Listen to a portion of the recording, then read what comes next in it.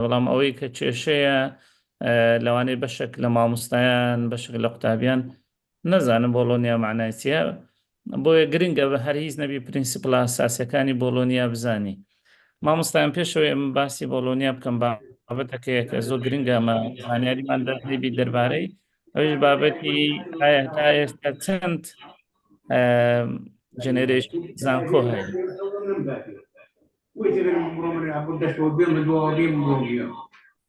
والله نازم ئەو دەنگانە میوت ناکردرێ دکتۆر جان.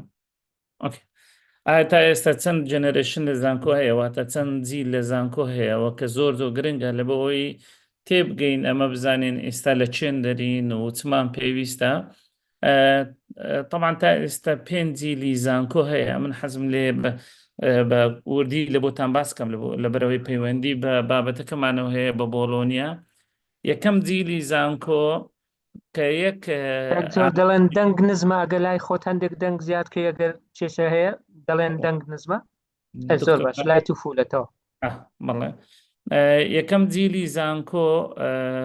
ئەو جیلە بوو کە تەنها یەک ئامانجی هەبوو کە ئەویش بریتی بوو لە تەدریس، واتەوانە گوتنەوە. ئەو جیلی یەکەمی با بڵێن زانکۆیانە لەگەر سەرهەڵدانی زانکۆیەکان سەری هەڵدا کە یەکەم زانکۆش بریتی بوو لە زانکۆی بۆلۆنیا. هە لەبەرەوەشە یعنی ئێستا دوایش باسی دەکەین زیاتر، هە لەبەرەوەشە بۆلۆنیا وەکو ناونیشانەکە لە بۆ ئەو سیستەمەی خوێندن ئەگەرنا هیچ عیلاقی بە بۆلۆنیادا نییە، بەڵام لەبەرەوەی لە ساڵی 1970 وەکو یەکەم زانکۆ یان زانکۆ یەکەمەکانی دنیاە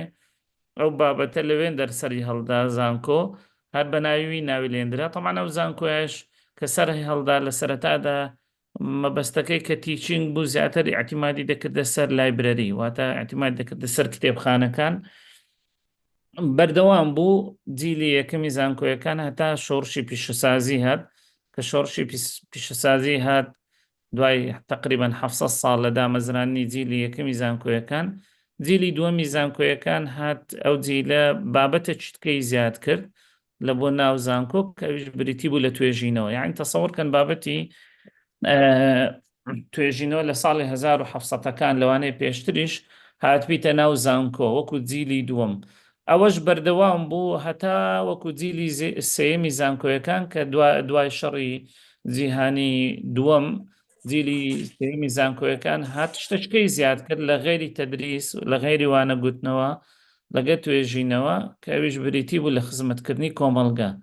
ئەوەش بەردەوام بوو هەتا ساڵی 2000ەکان کە لە ساڵی 2000ەوە جیلی چارەمی زانکۆیەکان هات کە ئەویش بریتی بوو لەو جیلەی کە ئینتەرنێت تێدا بەکارهات. لەبەرەوەی ئینتەرنێت هەموو زانکۆیەکانی بە یەکتری بەستەوە بابەتی چارەم هاتە ناو زانکۆیەکان کە ئەویش بریتی بوو لە پەیوەندی جیهانی، واتە هەموو زانکۆیەکان پێ یەکتری بەستانەوە توێژەرەکان بە یەکتری بەسرانەوە.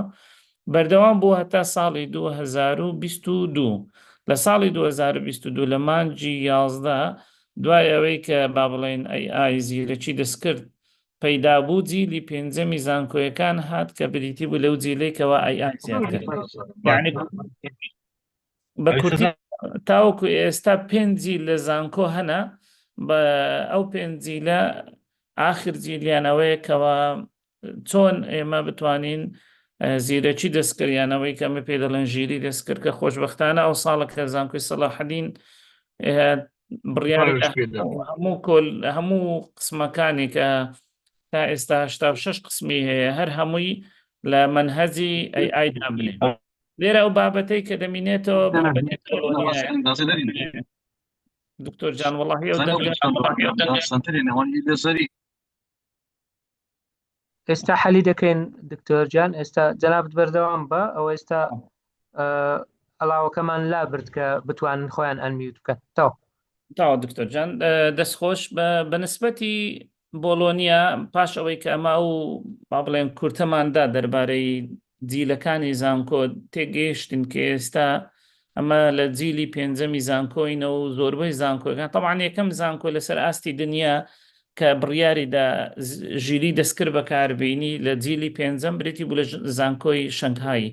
لە چین. ئێستاوە زانکۆیەکان منافەسەیتان بە زووترین کات هەر هەمووی بکەن، بەڵام ئەوەی کە پەیوەندی بە بۆلۆنیا هەیەوا تێدەکەم ئەمن بۆلۆنیا بابەتێک بی تقریبا تۆزە قەدیم بووبی لە دنیاە یعنی کە لە کوردستان بەکاری دێنن ئەمن دەزانم ینی کێشەی زۆر هەیە خەڵکەکەیە بنەما سەرچەکانی بۆلۆنیا لەوانەیە هەر نەزانی چیە بەڵام با لە بۆتان ڕوونکەمەوە لە ساڵی 1999 24 وڵات لە ئیتیحادی ئەوروپی ئەگەر لێرە ببینن ڕەنجی خەریتەی شینەکی تۆخە ئەو 24 وڵاتە هەستن معاهدە بە ئینگلیزی پێی دەرن معاهدە بە کوردی پێی دەگوترێت پێواژوو بە ئەو پێواژوە لە بینی ئەو 24 وڵاتە هەدەفەچیان هەبوو هەدەفەکە ئەوە بی کە خوێندن لەو 24 وڵاتەی یەک جۆرە خوێندن بی تاوان بۆلۆنیا پرۆسس تایبەت نییە تەنها بە زانکۆکان کە ئێستا من دێم باسی دەکەم بەڵام ڕێیاندا هەر وڵاتێکی دیکەش لەنا ئەو وڵاتانێک کە لە ئیتیحادی ئەوروپینە یا لە دەرەوەی ئیتیحادی ئەوروپینە بێنە ناو پێواژوەکەی یعنی بێنە ناو سیستەمەکەی کە بە ئینگلیزی پێدرێن دکلێریشن کەواتە سەرەتای سەرهەڵدانی لە ساڵی 1999 بوو معاهدەکە لە بینی 24 وڵات بوو هۆکاری چی بوو کە ناویان لێنە بۆلۆنیا هۆکارەکەی ئەو بوو ئەو معاهدەیە لە شاری بۆلۆنیا لە زانکۆی بۆلۆنیا معاهدەکە کردرا لەبەر ئەوە ناویان لێنە بۆلۆنیا ئەگەنا بەخۆی هەدەفەکە هیچ عیلاقی بە بۆلۆنیاوەدانیە ئێستاکە 48 وڵات لە هەموو ئیتیحادی ئەوروپی ئەو سیستەمەی تەطبیق دەکەن واتە ژمارەکە زۆر بووە 48 وڵاتی تێدایە هەدەفی سەرچیان ئەوەیە کە پێی دەگوتری European Higher Education Area واتە یەک منطقەی دروست بکەن لەناو ئەو منطقەیە هەموو خوێندن وەکو یەکتری بی بۆیە بڕیاریاندا زۆر ئاساییە لە لای مامۆستا لە لای تەڵەبە و هەروەها لە لای مۆزەفیش لە هەر ئاستەکی دابی لە هەر مەرحەلەکی لە هەر کاتێکی کە ویستیان جێگۆڕچێ بکەن لە وڵاتێک لە بۆ وڵاتێک بڕۆن کە ئەوەی هەدەفی سەرچیان بوو مۆبیلیتی لەبەرچی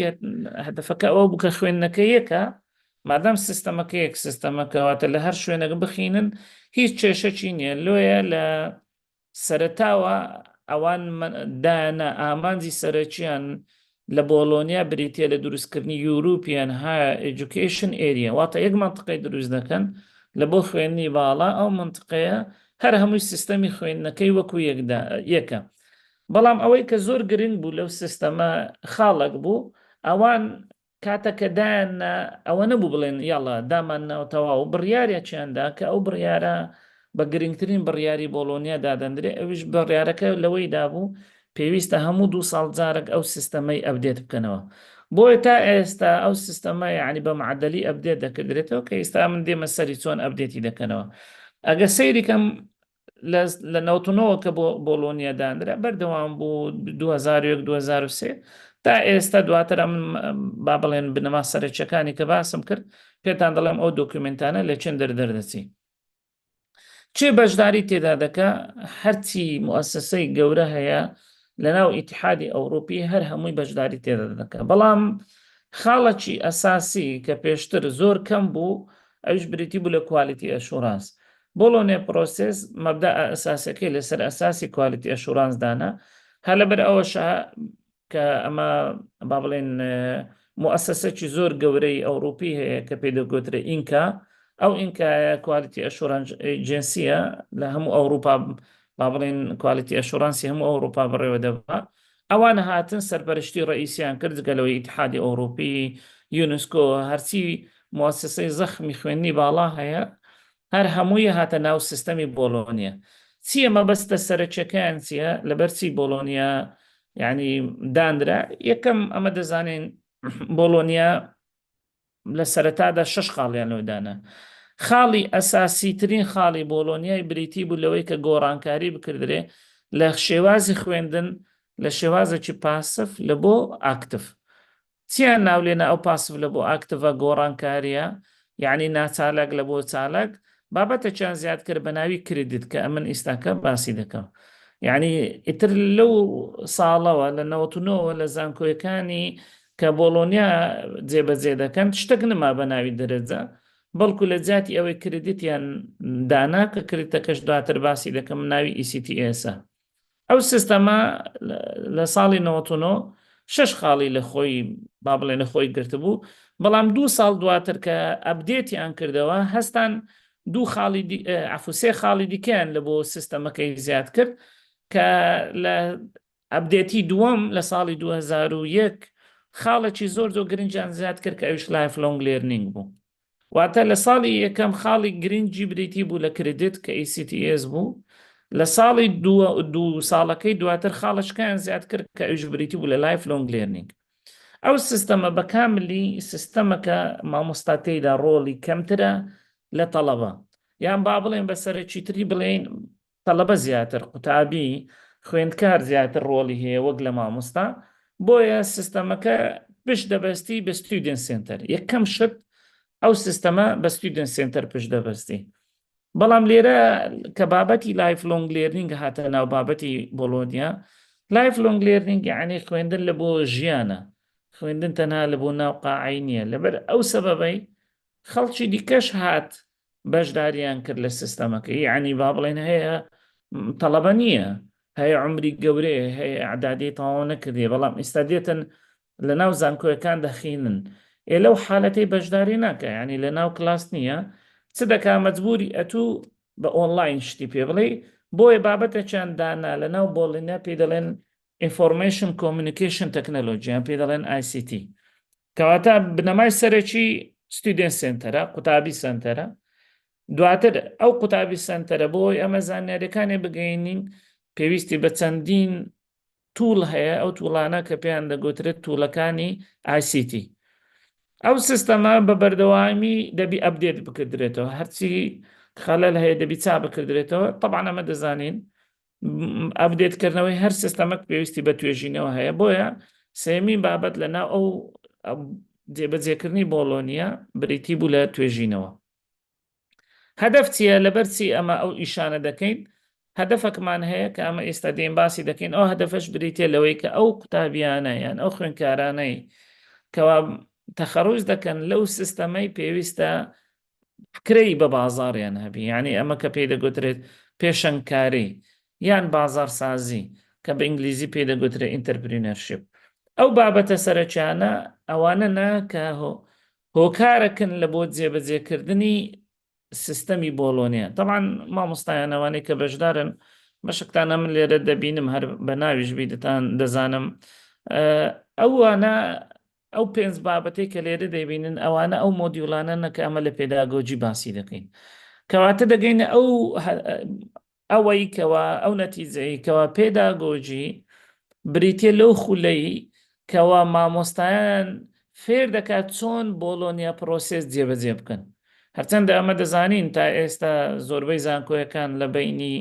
10 هەتا 12 ڕاوند پێداگۆجیان بەڕێ کردیە ژمارەکە یەکجار لە چاو مامۆستایانی زانکۆ ئەوەندە زۆر نییە چکە ئەمە دەزانین نزیکە ئێستا ئاخر داتای وەزارەتی خوێندی باڵا نزیکە 11570 مامۆستا هەیە لە هەر هەموو زانکۆ حکوومیەکان ژمارەی کەم پێداگۆجیان تاوا کردێ لە چاو ئەو ژمارەیە هەرچەندە ئێستا وەزارەت بڕیاریدا کە لە ناو پاش ئەو مامۆستایانەی کە پێداگۆجیشیان نەخیندێ دەتوانن بێت خول بکەنەوە لۆ چییە سەبەبەکە لەبەرچیە سەبەبەکە لەبەرەوەی لەبەوەی ئەوانیش هەتا بزانن بۆلۆنیا چییە چۆن جێبەجێ دەکردرێ بەهەرحاڵ لە بۆلۆنیا یەکەمین شت کە زۆر گرنگە بریتێ لە ڕێخستنەوەی دەرەجەکان لەبەرچی لە کوردستان جێبەجێ دەکرێت ئێستا لەوانەیە خەڵکێک بڵێ باشە ئەوە چ عیلاقی و سیستەمەی عیلاقی چیە بە کوردستان خەڵکانێکی یەکجار زۆر دەرچووی زانکۆیەکانی کوردستان دەچوون دەرێ پێیان دەگوتن کاکە ئەمە تێناگەین ئەو شەهادانەی کە ئێوە هەتانە معنای چییە ئەوە سەبەبە سەرچەکە بوو کەوا ئێستا کاتە کە شەهادە دەگۆڕدرێت کە ئێستا من دواتر باسی دەکەم کاتە کە تعریفی شەهادە دەکردرێت ئەو کاتی ینی تێدەگەین حەق خۆیان بۆ ئەوان لە شەهادەی مە تێنەگەیشتینە خاڵی دووەمینیان ئەوان دەڵێن لە لایمە ئەمە هەر کەسە کە هاتە ناو سیستەمی خوێندنی باڵا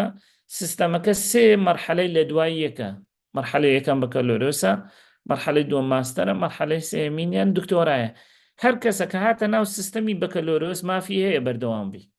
ئەو عیلاقی بە دەرەجەی دانێن لەبەرەوەی ئەو بەخۆی بڕیار دەدا ئەوە تقریبا وا لە کوردستانیش دەبتە ئەمری واقعان کەەوە بەربەرە بەڵێ خەڵک ئاساییە هەر یەکێک حەزی لێبی بێ بەردەوامبی ئەوجا من باسیەوەی ناکەمەوە خراپیان باشە، بەڵام من باسی پرینسیپلی ئاساسی سیستەمەکەتان لە بۆ دەکەم. خاڵە گرنگەکە لێرەیە مامۆستایان، ئەو کەسانەی کە حەزیان لێیە هەندێک زانیاری وەرگن دەربارەی بۆلۆنیا پرۆسس لە هەموو دنیاە، لە هەموو ئەو وڵاتانەی کە بۆلۆنیا پرۆسس جێبەجێ دەکەن دوو شە هەیە زۆر معروفە. وشە یەکەمینیان پێی دەگوترێت EQF یعنی European Qualification Framework. European Qualification Framework چیە؟ بۆلۆنیا هەستا لە بۆ خوێندن لە ماوەی ژیانی هەر کەسێکی 8 ئاستیدانە، 8 ئاستی لە بۆ خوێندندانە. لە ئاستی شەشەمڕ ئاستی خوێنی باڵا دەست پێ دەکە، یعنی ئاستی یەکەم ئاستی ئیبتیدایی پێش ئیبتیداییە و دوایی ناوەندی دواناوەندی و هەتا دەگاتە ئاستی شەشەم هەفتەم هەشتم ئەوانە بریتینە لە ئاستی خوێنی باڵا. ڕێیاندا EQF یعنی European Qualification یعنی چی؟ یعنی چوارچێوەی خوێندنی ئەوروپی. ڕێیاندا هەر وڵاتێک لە بۆ خۆی چ دەیەوێ لەسەر ئەو ئاساسەی بێ کوالیفیکیشنێکی لە بۆ وڵاتەکەی خۆی دانا، هەر وڵاتەکە دایدەنێ ناوی لێدەنێ NQF یعنی چی؟ یعنی National Qualification Framework. دەبی بێ تعریف بکە ئەو وڵاتە لە ئیبتیدایی ڕاهەتاوەکو دکتۆرای خینەکانی چەند ئاستی هەیە. بۆ نمونە ئێستاوەی لە پێشتانەوەی ئێرلندایە باشە 10 ئاستیدانەیە، ئێستاوەی لە پێشتانە ئەو فینلەندایە 8 ئاستیدانەیە. یعنی هەموو ئاستەکان دیارە لە سەرەتاییەوە هەر یەکێک دەستە خیندنێ هەتا دەگاتە ئاستی دکتۆرای هەموو ئاستەکان دیارە. ئەو ئاستانەش تعریفیان هەیە، ئێستا تعریفەکانتان لە بۆ باز دەکەم. تعریفی ئەو ئاستانە سێ جۆرەیان زانیاریەکانە معریفەیە، یعنی لە ئاستی یەکەم هەتا هەشتم هەر هەشت ئاستەکە ئەو سێ بابەتەی تێدای یەکەم جار ئەو تەڵەبەیە ئەو قوتابیە ئەو خوێنکارە چ زانیاریەک وەردەگری پێویستی بە چ معریفەکەیە، دواتر چۆن دەیکاتە سکیل، دواتر چۆن دەیکاتە کۆمپیتەنسی یەکسانیشە بە ئەبڵەتی بە توانایی. ئەگەر بڕۆی ناو هەر یەکەچیان دەبینی ئەو تعریف کردرایە. لە لیڤلی یەکەم کە لە سەرەتاییە چ زانیاریەک وەردەگری، دواتر چۆن سکیلەکەی دروست دەکات، دواتر چۆن ئەبڵەتی دروست دەکات. ئەوجاوە هەموو لیڤلەکانی هەموو وڵاتانی ناو بۆلۆنیا ئەوە تعریف کردرایە. ئەمن بیرم دێت تاکیدم زۆر بەشتان ئاگادارن پارەکە وەزارەتی خوێندی باڵا چەندین وەرکشۆپی کرد بە تایبەتی پێواژی بۆلۆنیا کە ئەو بەڕێوەبەرایەتیە وابزانم لە ناو وەزارەتی خوێندی باڵا وەرکشۆپی کرد لە بۆ هەموو زانکۆیەکان، داوای لێکردن هەر بەشێک دەبیت نۆلێژ سکیل کۆمپیتەنسی بەشەکانی خۆی دیاریکە، بەڵام نازەم نەتیجەکەی چی لێ هاتەوە. طبعا لەسەر چه ئەساسێک ئەو بابەتە تەقیم دەکردرێت. بۆلۆنیا تاکیدم لێرە ئەوانەیە کە لێرە اختصاسیان تیچنگ مێتۆدۆلۆژیە لە من باشتر دەزانن، بەڵام لەسەر ئەساسی بلومز تاکسۆنۆمی هەستان گوتیان پێویستە تعریف بکردرێت نۆلێجەکە چ دەرسەکە چ ڕیمێمبەرینگ و ئەندەستاندینگی تێدایە، ئەو دەرسە دواتر کو دەیگەێنتە مەرحەلەی دواتر ئەنەلایز و ئەپلای دەکا، دواتر ئەو مامۆستای چۆن ئەو دەرسی دەگەێنتە مەرحەلەی قیمەی کە ئەبڵەتیە چۆن ئیڤالوێشن و کرێشن دەکات. مامۆستایان بلومز تاکسۆنۆمی تقریبا دەتوانین بڵێن بە ئەساسیاتی بۆلۆنیا پرۆسسدا دەندرێت.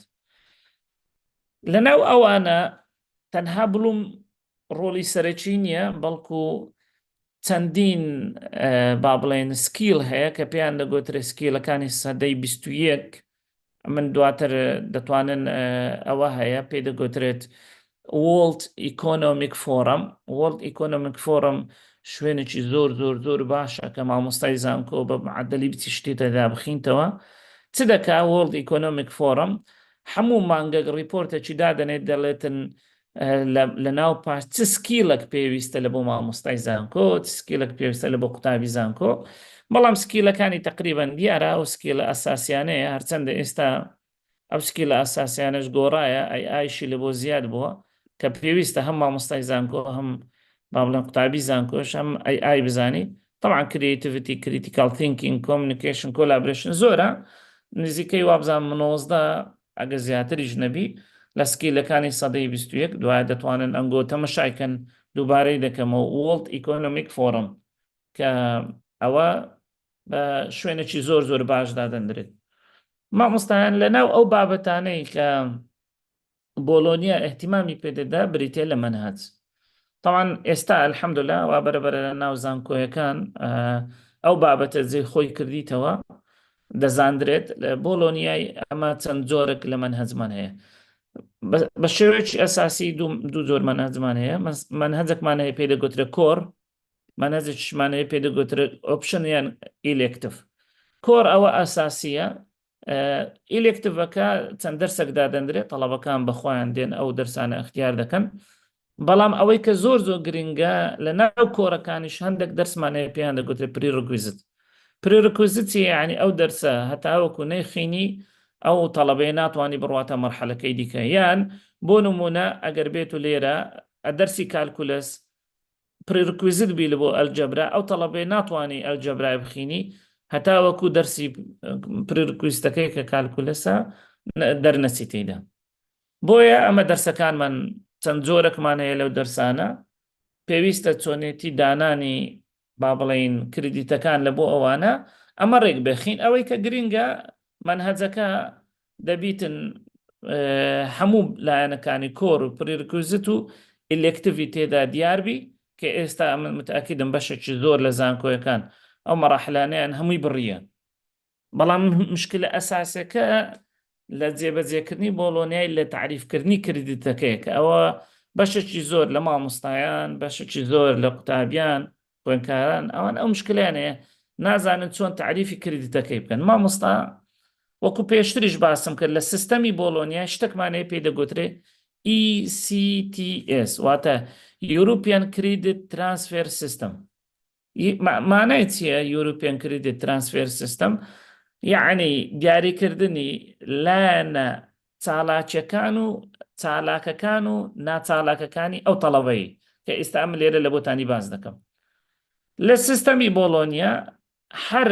25 هەتا 30 سەعاتێک لە سیستەمەکەی یەکسانە بە یەک ECTS. لە کوردستان تعریف کردرا بە 27 یعنی 25 هەتا 30 ئەوە لە بۆ هەموو دنیاە هەر وڵاتێک لە بۆ خۆی تعریفێکی لۆدادنێ، بەڵام لە کوردستان سیستەمەکە دیاری کردرایە ڕقەمەکە 27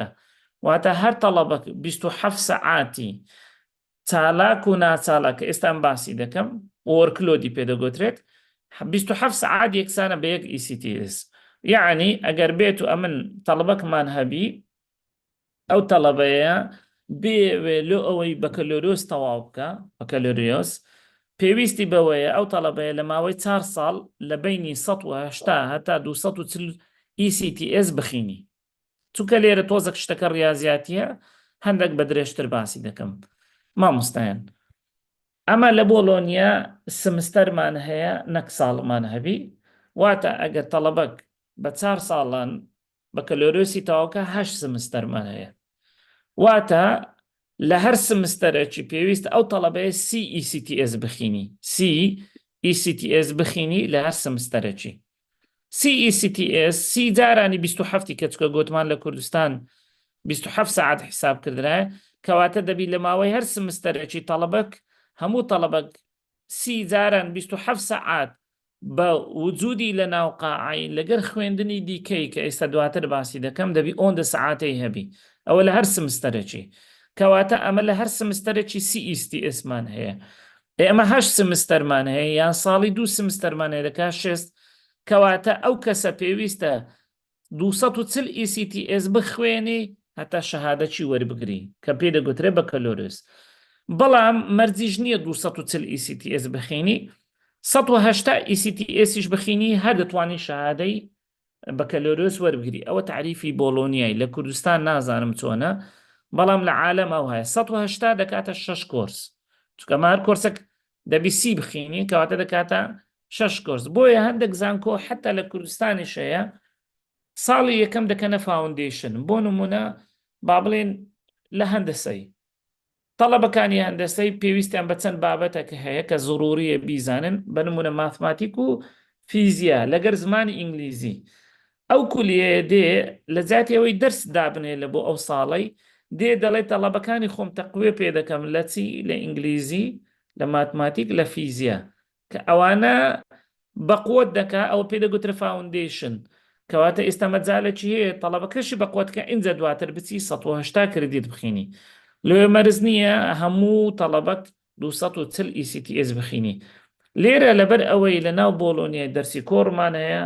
دەرسی ئیلێکتیڤمان هەیە دەرسی پرێرکویزیتمان هەیە تەڵەبەک ئیلێکتیڤەکی هەڵدەبژێری تەڵەبەک یەکەشکال دەبژێری ئەو دەچی دەتوانانی 20 شوێنشکە بخینی کەواتە حەت تەڵەبەک لە ناو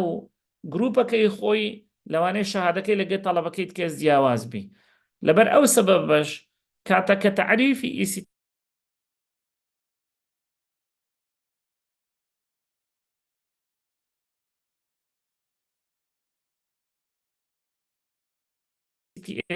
دیبلۆمە درێتێ دیبلۆمەکی دەدرێتێ لەگەر شەهادەکەی واتە شەهادەکەی و دیبلۆمەکە پێکەوە دیبلۆمەکە چێ تعریفی ECTS-ەکانە کە خوێندیتی مامۆستا وەکو ئەوەی کە ئێستا لێرە لە بۆتان ڕوون دەکەمەوە بۆ نمونە ئەگەر لە 25 سەعاتدا بنەی ئەگەر ئەتوو 1500 بی کەواتە ئەمە دەتوانین 6 ECTS لە سارێکی وەربگرین یعنی لە بۆ ئەوەی تەڵەبەک لە ساڵێکی 6 ECTS وەربگری پێویستە 1500 سەعات بخینی باشە؟ ئەوجا ئەگەر تەڵەبەکە دوایە ئەوەندەی ناخینی ئەوە دیسان مقایسەی لۆ دەکردرێت کاتە لە 3 ساڵان 180 یان ئەگەر بێت و 4 ساڵوی دەکاتە 240 ECTS کە ئەوە بە معقەترین با بڵێن کالکولیشن دادەندرێت لە ناو بۆلۆنیا پرۆسس بەداخەوە ئەتا ئیستانیە بەڵام ئەمە خۆشبەختانە لە دڵنیای زۆری لە زانکۆی سەلاحەدین دوای پێتان پیشان دەدەم هەموو ئەو شتانەمان کردیتە ئەلکترۆنی ئێستا باتەوە بم ئەو شتانەتان پێ پیشان دەدەم کەواتە ئەمە لە هەر سمستەرەکیش CECTS دەخینی هەکەدا ئەو CECTS بنمونە ئەگە 25 سەعات بی 750 سەعات دەبی بخینی ئەو تەڵەبەیە لە هەر سمستەرەکی 750 سەعاتەکەی ئەگەر بۆ نمونە 5 دەرسمان هەبی دێن بەو شێوازەی دابەشی دەکەین دەرسی یەکەم 200 سەعاتی دەدەینێ دەرسی دووەم ئەوە بە گوێرەی قیمەتی ئەو دەرسەی کە با بڵێن ئەنجومەنی بەشی یان لیژنەی علمی قسمەکەی کە دایدەنێت کەواتە ئەمە دەزانیت ECTS گرنگترین خاڵە لە ناو بۆلۆنیا پرۆسس لێرە بابەتش کە سەر هەڵدەدا ئەویش بابەتی ئەوەیە ئەو ECTS لۆچیە باشە لەبەر ECTS هاتە جێ دەرەجەی لەبەرەوەی ECTS حساب لە بۆ وەرکلۆدیش دەکە وەرکلۆد چییە؟ وەرکلۆد ئەو با بڵێن ئەو کاتەیە کە تەڵەبە بەخۆی هەوڵ دەدا لە بۆی فێرە خوێندن ببی بەداخەوە 1000 جارش ئەو قسەیم کردیە لە هەموو شوێنەکیش ئەو قسەی دەکەم مەلزەمەنە بەبێ مەلزەمە چکە مەلزەمە عیلاقی بە جامعەی دانیە ئەوەی ئیبداعەکە کە کردرایە زۆر ناشرینە بەڵام ئەو تەڵەبەیە چۆن فێر بکردرێت کەوا وای لێ بکەین ئەمە بەخۆی فێر ببی بەخۆی فێر ببی یعنی وەرکلۆدی دەدەینێ لە ئەنجامدا خوێندنی کە ئەمە دەکەین لە زانکۆی لە بابەتەک سەر هەڵدەدا کە ئەوش بریتێ لە لێرنینگ ئاوتکەم لێرنینگ ئاوتکەم واتەسی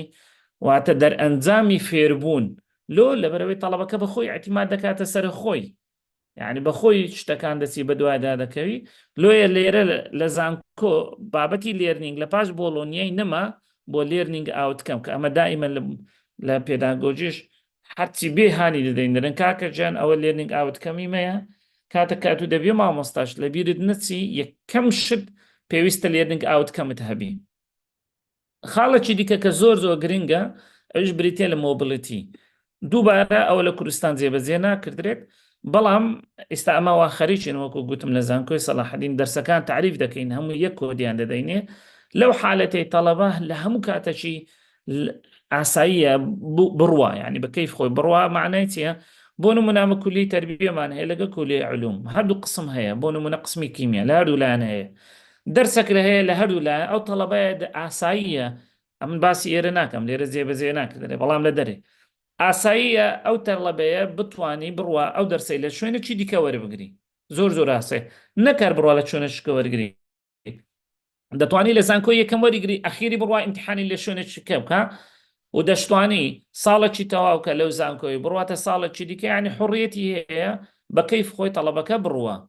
ئەوەی کە زۆر گرنگە ئەوەی لە لامان میهمە لە بۆلۆنیای بریتە لە ستودنت سنتەر یعنی لە جاتی ئەوەی کە تەڵەبە مامۆستایان بەس سەیری ئەو بەحثەی بکەن کە کردرایە بحثا كردرايا بس تماشا كان أو بحثا مقارنة لبيني تيتشر سنتر لقى ستودنت سنتر لتيتشر سنتر تماشاك أو زانيارياني كدقات طلبي تنها بيز لسطايا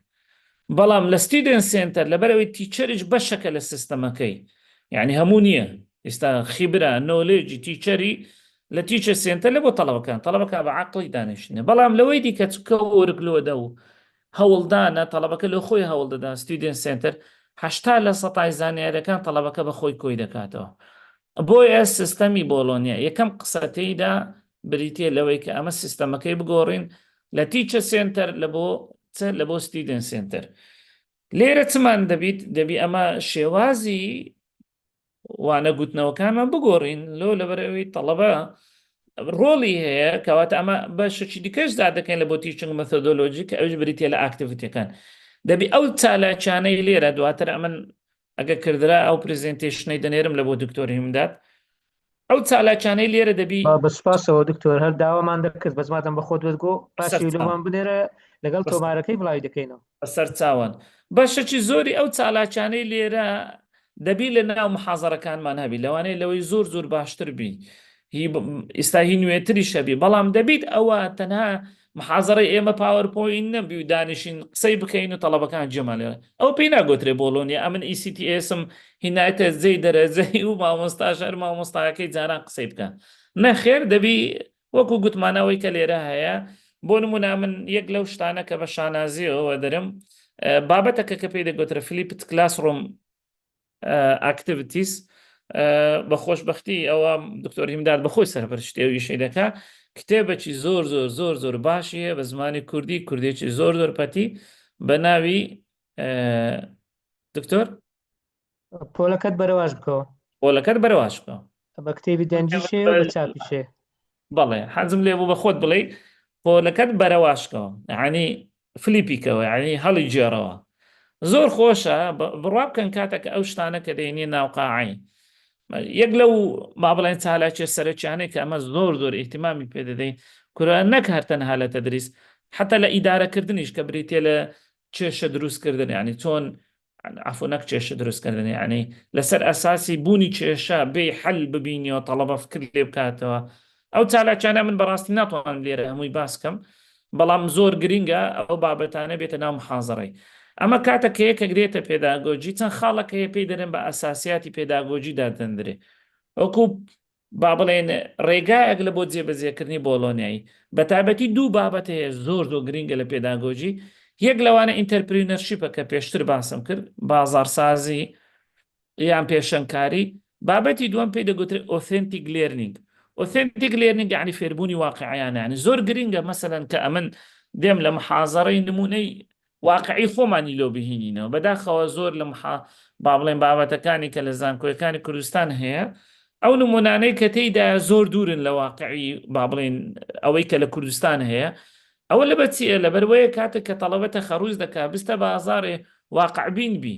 پرۆژەی پێبی فکرەی پێبی بتوانانی لە بەخۆی ئیش ببینتەوە ئەو ئاکتیڤیتیانە بۆ چەندین ئاکتیڤیتی دیکەش ئەگەویستان وابزەم ئەمە لیستێکمانەیە هەر هەموو لیستەکەی ڕێک دەخین دوای پێتان پیشان دەدەیت لە ڕێگەی چیەوە دەکردرێت لە ڕێگەی مۆدرن پێداگۆجیەوە کە ئەمە نامەوێ بچمە ناوی سنتەرەکانی کوردستان هەر هەمویان یەک لێک باشترن وە بەرەبەرە ئیشی تێدا دەکەن کە بە چەند ڕێگە ئەمە دەتوانین بین وە بکەین مۆدرن پێداگۆجی ئەپلای بکەین و دەرسەکانمان جێبەجێ بکەین لێرە بابەتێکی زۆر گرنگ دێتە پێش باشە ئێستا ئەوەی کە باز دەکا بۆلۆنیا خوێندن تەنها بریتینێ لە محازەرەک ئێکە خوێندن بریتین نەبوو لە محازەرەی شێوازی تەقیمی مامۆستاش دەبی بگۆڕێ ینی نابی بە تەنها ئیمتیحان تەقیمی تەڵەبەی بی بەڵکو ئەمە تەقیمی دیکەمانەیە ئەوانەش چەندین زۆر لە تەقیمن کە ئەمە هەڵمام ژاردیە کاتی خۆشی وەکو ئەوەکمان دروست کرد کە ئێستا پێتان پیشان دەدەم ڕێبەرێکمان دروست کرد زۆربەی ئەو شتانەی تێدایە کە چۆن ئەمە هەڵسەنگاندن بکەین بە چ شێوازێک بۆ نمونە هەر چالاکێک شێوازێکی تایبەت بەخۆی هەیە لە هەڵسەنگاندن کەەوە بە دوور و درێژی وابزەم یەک مۆدیۆلی کاملمان هەیە لە پێداگۆجی ئەمە ئەوانە باز دەکەین لێرەوە مشکلەکان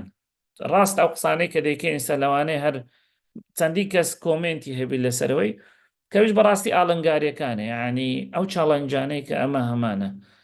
قسەی ئەوەل و ئاخیر ئەوەیە بەڕاستی بۆلۆنیا پرۆسس قسەک نییە بینەمە تطبیقی بکەین. ئەوە پێویستە بە لێرنینگ ئینڤایرۆمنتێکی زۆر باشەیە،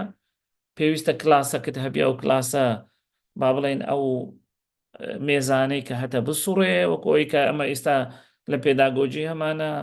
پێویستە سیستەمەکەمان بە کاملی گونجاو بی، ئینتەرنێت بەردەست بی، کتاب بەردەست بی، توێژینەوەکان هەمووی بەردەست بی. بەڕاستی ئەوە لێرنینگ ئینڤایرۆمنتەکەمان زۆر دوورە لەگەر ئەوەی کە بۆڵۆنیا دەیەوێ. ئەوە چاڵێنجەکە زانکۆیەکان ئەوانە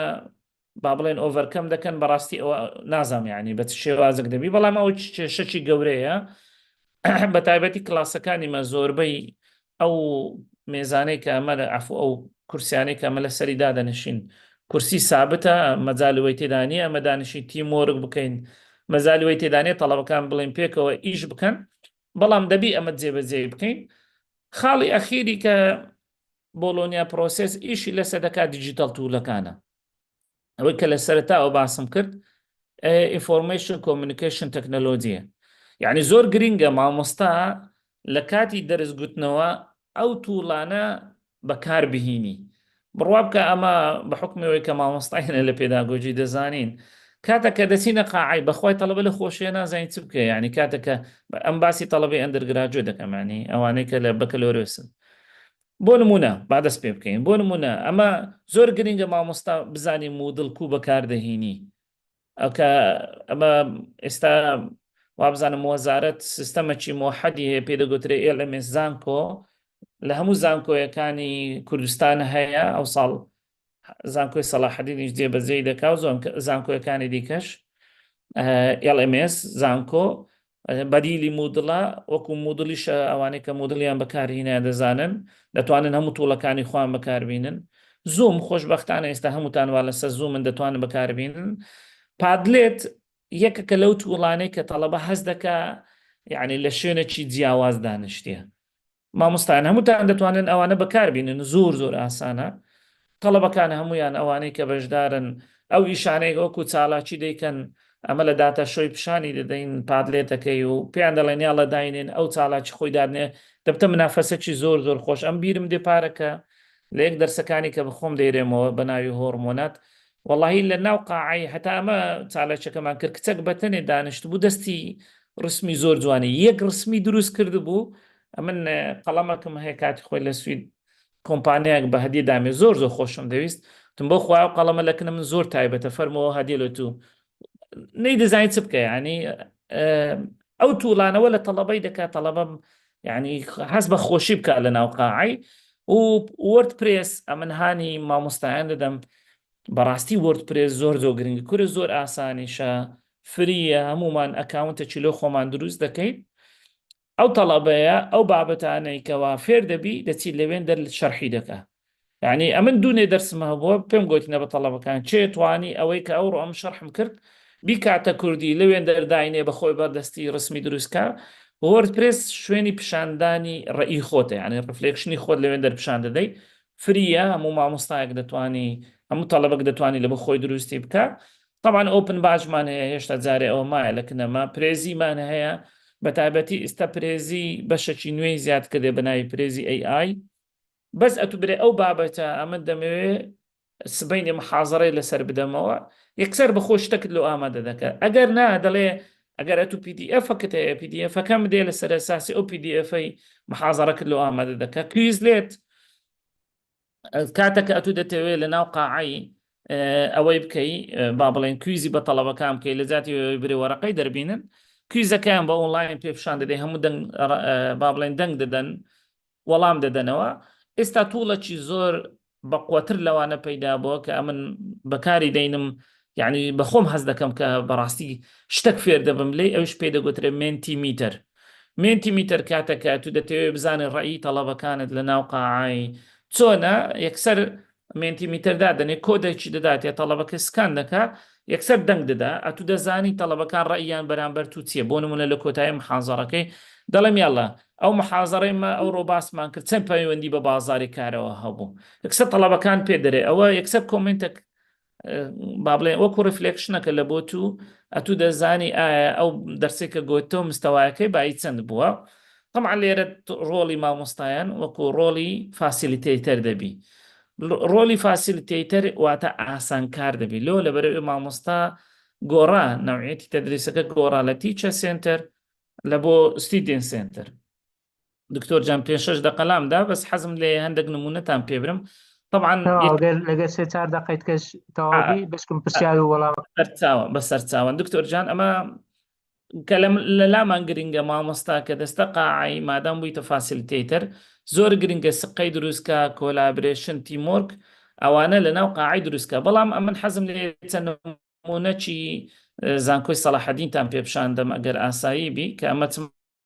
مان کردێ لە زانکۆی سەلاحەدین. لە زانکۆی سەلاحەدین لەسەر ئەساسی بۆلۆنیا بە تایبەتی ئەمە لە با بڵێن دیارە دکتۆر جان ئەوەکەم دکتۆر بەڵێ دیارە دکتۆر لە زانکۆی سەلاح دەستخۆش لە زانکۆی سەلاحەدین یەکەم شت کە ئەمە ئیشمان لەسەری کردیە لۆی هەموو کەسێک بیبینی طبعا ئێستاش بەردەوامی لەسەر ئەو بابەتەی هەستاینە وێبسایتی بەشەکان و کولیەکان هەر هەمووی دووبارە داڕێژرایتەوە لەسەر ئەساسی چی لەسەر ئەساسی بۆلۆنیا. بۆ نمونە بڕۆینە هەر کولیەکی کە ئەمە هەمانە کاتەکە دەچێت ناو کولیەکەی دیزاینەک با بڵێن ڕنگدانەوەی بۆلۆنیای تێدایە. بنمونە ئەگەر بچینە ناو کولیە علوم لە زانکۆی سەلاحەدین بچێ ناو هەر بەشەکی هەموو باشەکان بۆ نمونە ئێستاوە کولیە علومە لە ناو زانکۆی سەلاحەدین کاتەکە دەچێت ناوی پێ دەڵێ داتایەکە دەداتێ مشن و ڤژنی کولیەکە دەداتێ هستری کولیەکە دەداتێ هەر بەشێک لەو بەشانەکە بیگری بڕۆیە ناو بەشەکەی ئۆڤەرڤیوکە دەربارەی بەشەکەی سەرۆک بەشەکەی مشن و ڤژن هی بەشەکەی لێرنینگ ئاوتکەم کە گوتم گرنگترین شتە لە بۆلۆنیا هی بەشەکەی هەموو مامۆستایەکانی بەشەکەی بە هەموو پرۆفایلیانەوە خوێندن لەو بەشە ئەندەرگراجوێتەکەی بەو شێوازەیە و دەرسەکانی کۆری چیە ئیلێکتیڤی چیە چی تێدا هەمووی تێدا هەیە پۆست گراجوێت بە شێوازەکە دەرسەکە کە دەخیندرێ لێرنینگ ئاوتکەمی هەر دەرسێکی چییە لە ماوەی ئەو 4 ساڵی چەند دەرسی دەخینی هەمووی تێدایە چۆن وەردەگیرێ تەڵەبا و کاتە کە تەخەڕوج دەکات لە چۆن دەرئیشی بەدەست دەکەوی و ئەو تەڵەبەیە پێویستی بە هەر شتێک بی لە بازاڕێ لە چێ ئیش بکە طبعا هەمووی تێدایە هەموو بە بۆلۆنیا لەگەڵ ئەوەی لە ئەوی مامۆستا شارەزابی ئەمە ڕێبەرێکمان دروست کردیەوە خەریکە تەواوی یعنی تەمەنا دەکەین لەو چەند ڕۆژەی تەواوبی بە ناوی ڕێبەری جێبەجێکردنی پرۆسەی بۆلۆنیا لە زانکۆی سەلاحەدین. هەرچی دەتەوێت بە تایبەتی ئەو بەشانەی کە پێویستە بزاندرێت بۆ نمونە لە بەشی یەکەم ئەوەی کە گرنگە ئەمە بیزانین لە بەشی یەکەم پرۆسەی بۆلۆنیا چیە لە بەشی دووەم ڕۆڵی مامۆستاتیە ڕۆڵی بەشەکان چیە ڕۆڵی با بڵێن لیژنەی ئیمتیحانی چیە لە ئەخیرەکەشی ئەوەی کە پێمان گرنگە تەنها لە بۆ مامۆستای نەبی بریتە لە قوتابی ڕۆلی قوتابی لە ناو ئەو پرۆسەی چیە الحەمدوللا ئەوانەمان هەمووی تەواو کردیە جگە لەوانە ئێستا حتا لە بۆ دڵنیایی زۆریش بە هەمان شێواز شتێکی ئەو هەمان دروست کردێ لە ناو دڵنیایی زۆری زانکۆی لەوەی دیاربی با بڵێن مامۆستا بزانی چۆن بۆلۆنیا جێبەجێ دەکردێ و منهەجی ئەو با بڵێن هەموو بەشەکان لێرە سیستەمەکانمان ئەوها دانایە ئەوها دامان ڕێشتێ لە ناو دڵنیایی زۆری چکە گوتمان کوالیتی ئەشورانس بەشی ئەساسی ئەوەیە بۆلۆنیا پرۆسێسە هەموو ئیڤێنتەکان هەموو ئەوانەی کە پێویستە مامۆستا و تەڵەبە بیزانی لە بۆلۆنیا پرۆسێس و ستودنت سنتەر و لێرنینگ ئاوتکەم و منهەجی بۆ نمونە ئێستا بڕۆ ناوێ ئەوە ئیشی لەسەر دەکەین بە بەردەوامی منهەجی زانکۆی هەموو زانکۆی سەلاحەدین منهەجەکە لێرە بەردەستە مادەرجەکەش بە شێوازی بۆلۆنیادا ڕێژرایە هەر تەڵەبەکە هەر داک و بابەکە هەر مامۆستایەک لە ناو پاش ئەگەر بیەوێ زۆر بە ئاسانی دەتوانانی هەموو منهەجەکان بۆ نمونە بڕۆ سەر منهەجی بەشی فیزیای دەرێ دوو بەشی ئەوە جەنەرال فیزیکس ئەوە ECTS-ەکانە ئەوە زۆری با بڵێن دەرسەکانە ئەو دەرسانە شێوازەکە هەمووی لێرە هەیە. دکتۆر جان ببوورە من زۆر بە سەریعی قسەم کرد ئەو بابەتە زۆر دکتۆر وەڵا زۆر باش بوو گرنگە ئەو سلایدانە بەدەستمان بگا ئەگەر دوای هیچ تەغیری تێدانەکەی بۆی بوو بەشداربووان بینێرین ئێستا هەندێک پرسیار کرایە لە چات هەندێک پرسیاریش کرایە لە یوتیوب چونکە بەڕاستی زوومەکە جێی 300 کەسی دەبەوە، بەس ماشەڵڵا نزیکەی 498 کەس ناو شتیری خۆمای تۆمار کردبوو. لەبەرەوە نائیلات چوینە لایڤی زندی یوتیوبەکە، لەوێش هەندێک کۆمنت و هەندێک پرسیار هاتیە. لەگەڵ ئەو بەرەزانەی کە دەیانەوێت قسە بکەن دەستیان بەرز بکەنەوە، تکایە ڕەچاوی کات بکەن، هەروەها کات بە برادەرەکانتان بدەن و پەیوەستیش بێ بەو بابەتە ئایا دەرفەتە، ئایا ئالنگاریە هاتە پێشت چۆن چارەسەر بکەیت، یان ئەزمونێکی خۆتە کە دەتەوێت سەرکەوتوو بە تێدا باز بکەیت. دووبارە زۆر سپاس کاک دکتۆر. بەڕاستی باست لە دوو ئالنگاری سەرەکی کرد کە ئەوە گرنگە زانکۆکان بیری لێ بکەنەوە، ئەویش زەمینە سازی کردن کە پێش ئەوەی شتێک هەر پرۆسەیە گەوجە بۆڵۆنایە یان هەر شتێکی ترە ئێڵمێسە جێبەجێ دەکرێت، پێویستی بە ئامادەکاریە. ئامادەکاری هەم لە ڕووی ژێرخانەوە هەم لە ڕووی ڕاهێنانیشەوە، ڕاهێنان بە مامۆستایان، ڕاهێنان بە ستافی لیژنەکانی تاقیکردنەوە، بە تۆمار، بەوانەی کە معنینە. بەڕاستی مامۆستا سازان جەمیل دەڵێ دوای دەستخۆشی باسی وەرکلۆدت کرد دکتۆر. وەرکلۆد گوتمان کاتژمێری ئەکتیڤ و چالاک و ناچالاکەیە. بەڕاستی کێشەیەک ڕەنگە لە ناچالاکەکە هەبی، چالاکەکە دیارە، بەڵام دەڵێ ناچالاکەکە سەعاتەکانی چۆن هەژمار دەکرێن. ناچالاکەکە وجودی لە قاعی دکتۆر جان، لە قاعی چەند سعاتی هەیە لە قاعی. بۆ نمونە لای ئەمە 14 سعات عفو 14 ڕۆژدان درایە لە بۆ دەرسی، یعنی 14 هەفتە. لە 14 هەفتەی ئەو تەڵەبەیە پێویستە کە دەرسەکە بەتەنێ نەزەری بی 14 سعاتی وجودی هەبی وەنیە. ئەگەر عملیشی لەگەردابی مختبەرەکەش حساب دەکردرێ، ئەوانە پێی دەگوترێت با بڵێن فێس تو فێس یان کلاس ئەوەرس ئەوەکەی دیکە وەرکلۆدە لە غەیری کلاس و مختبەر، ینی ناو قاع و مختبەر، ئەوانە بەخۆی هەوڵ دەدا ئەو تەڵەبەک سعاتێک هەڵ دەدا، تەڵەبەش کە 5 سعات هەوڵ دەدا پێوەری ئەوە دەبی ئەوەی بپێوی. بەس ئەوەکانی دیکە لە قاعی ئەو تەڵەبەکان ئامادە دەبی. بەڵێ دەستت خۆشبی، دەستت خۆشبی، زۆر سپاس. مامۆستا شەهێن دەڵێ بەپێی ئەزمموی خۆم زیاتر ئەوەی گرفتە لە بەردەم ئەو پرۆسەیە ئەو مامۆستایانە کە خولی پێداگۆجی نوێیان نەدیتە، چونکە ئێستاش بە سیستەمی بەلزەمە دەڕۆن، هەرچەندەوە گشتاندنی تێدایە، بەڵام نابی بە گشتی قسە بکەین، بەڵام بەشێکی تەواوە. پێرخوازی ئێستاش حەزی لە شتی حازرە. قۆناغی یەک ڕەنگە چونکە نوێن هێشتان لێرانهاتوون ڕەنگە بتوانانی بە ئاسانتر لەسەریان جێبەجێ بکرێت، بەڵام ئەوانەی کە خبرایان پەیدا کردێ لەسەر مەلزەمە لێ ڕاهاتوون ڕەنگە تۆزێک ئەستەم بێ. هەرە و کۆمنتەی هەبوو لەوێدا. ئەگەر هەندێک ئەوانە وەردەگرن کە دەستیان بەرز کردێتەوە، مامۆستا حەمەد ئەمین. مامۆستا حەمەد فەرموو. مامۆستا حەمەد ڕێز کاکتۆر شەوتان باش. کاکتۆر عەباس هەیە. کاکتۆر عەباس بەڕاستی مع الأسف هەندێک لە مامۆستایانمان لە بەشەکانی زانستە مرۆڤایەکان وا گومان دەبن کە قوتابی لەو بەشانە بەتایبەت مەسەلەن کۆلێژ زانستە ئیسلامیەکانە بەشی زمانی کوردیە عەرەبیە، بەشەکانی کە بە کوردی و بە عەرەبیە، ئەو قوتابیانە ئێمە ناتوانن ئەکتیڤیتی و هیچ شتێکیان لەگەڵا بکەین، مەسەلەن نەظەریەی فلیپت کلاس ڕووم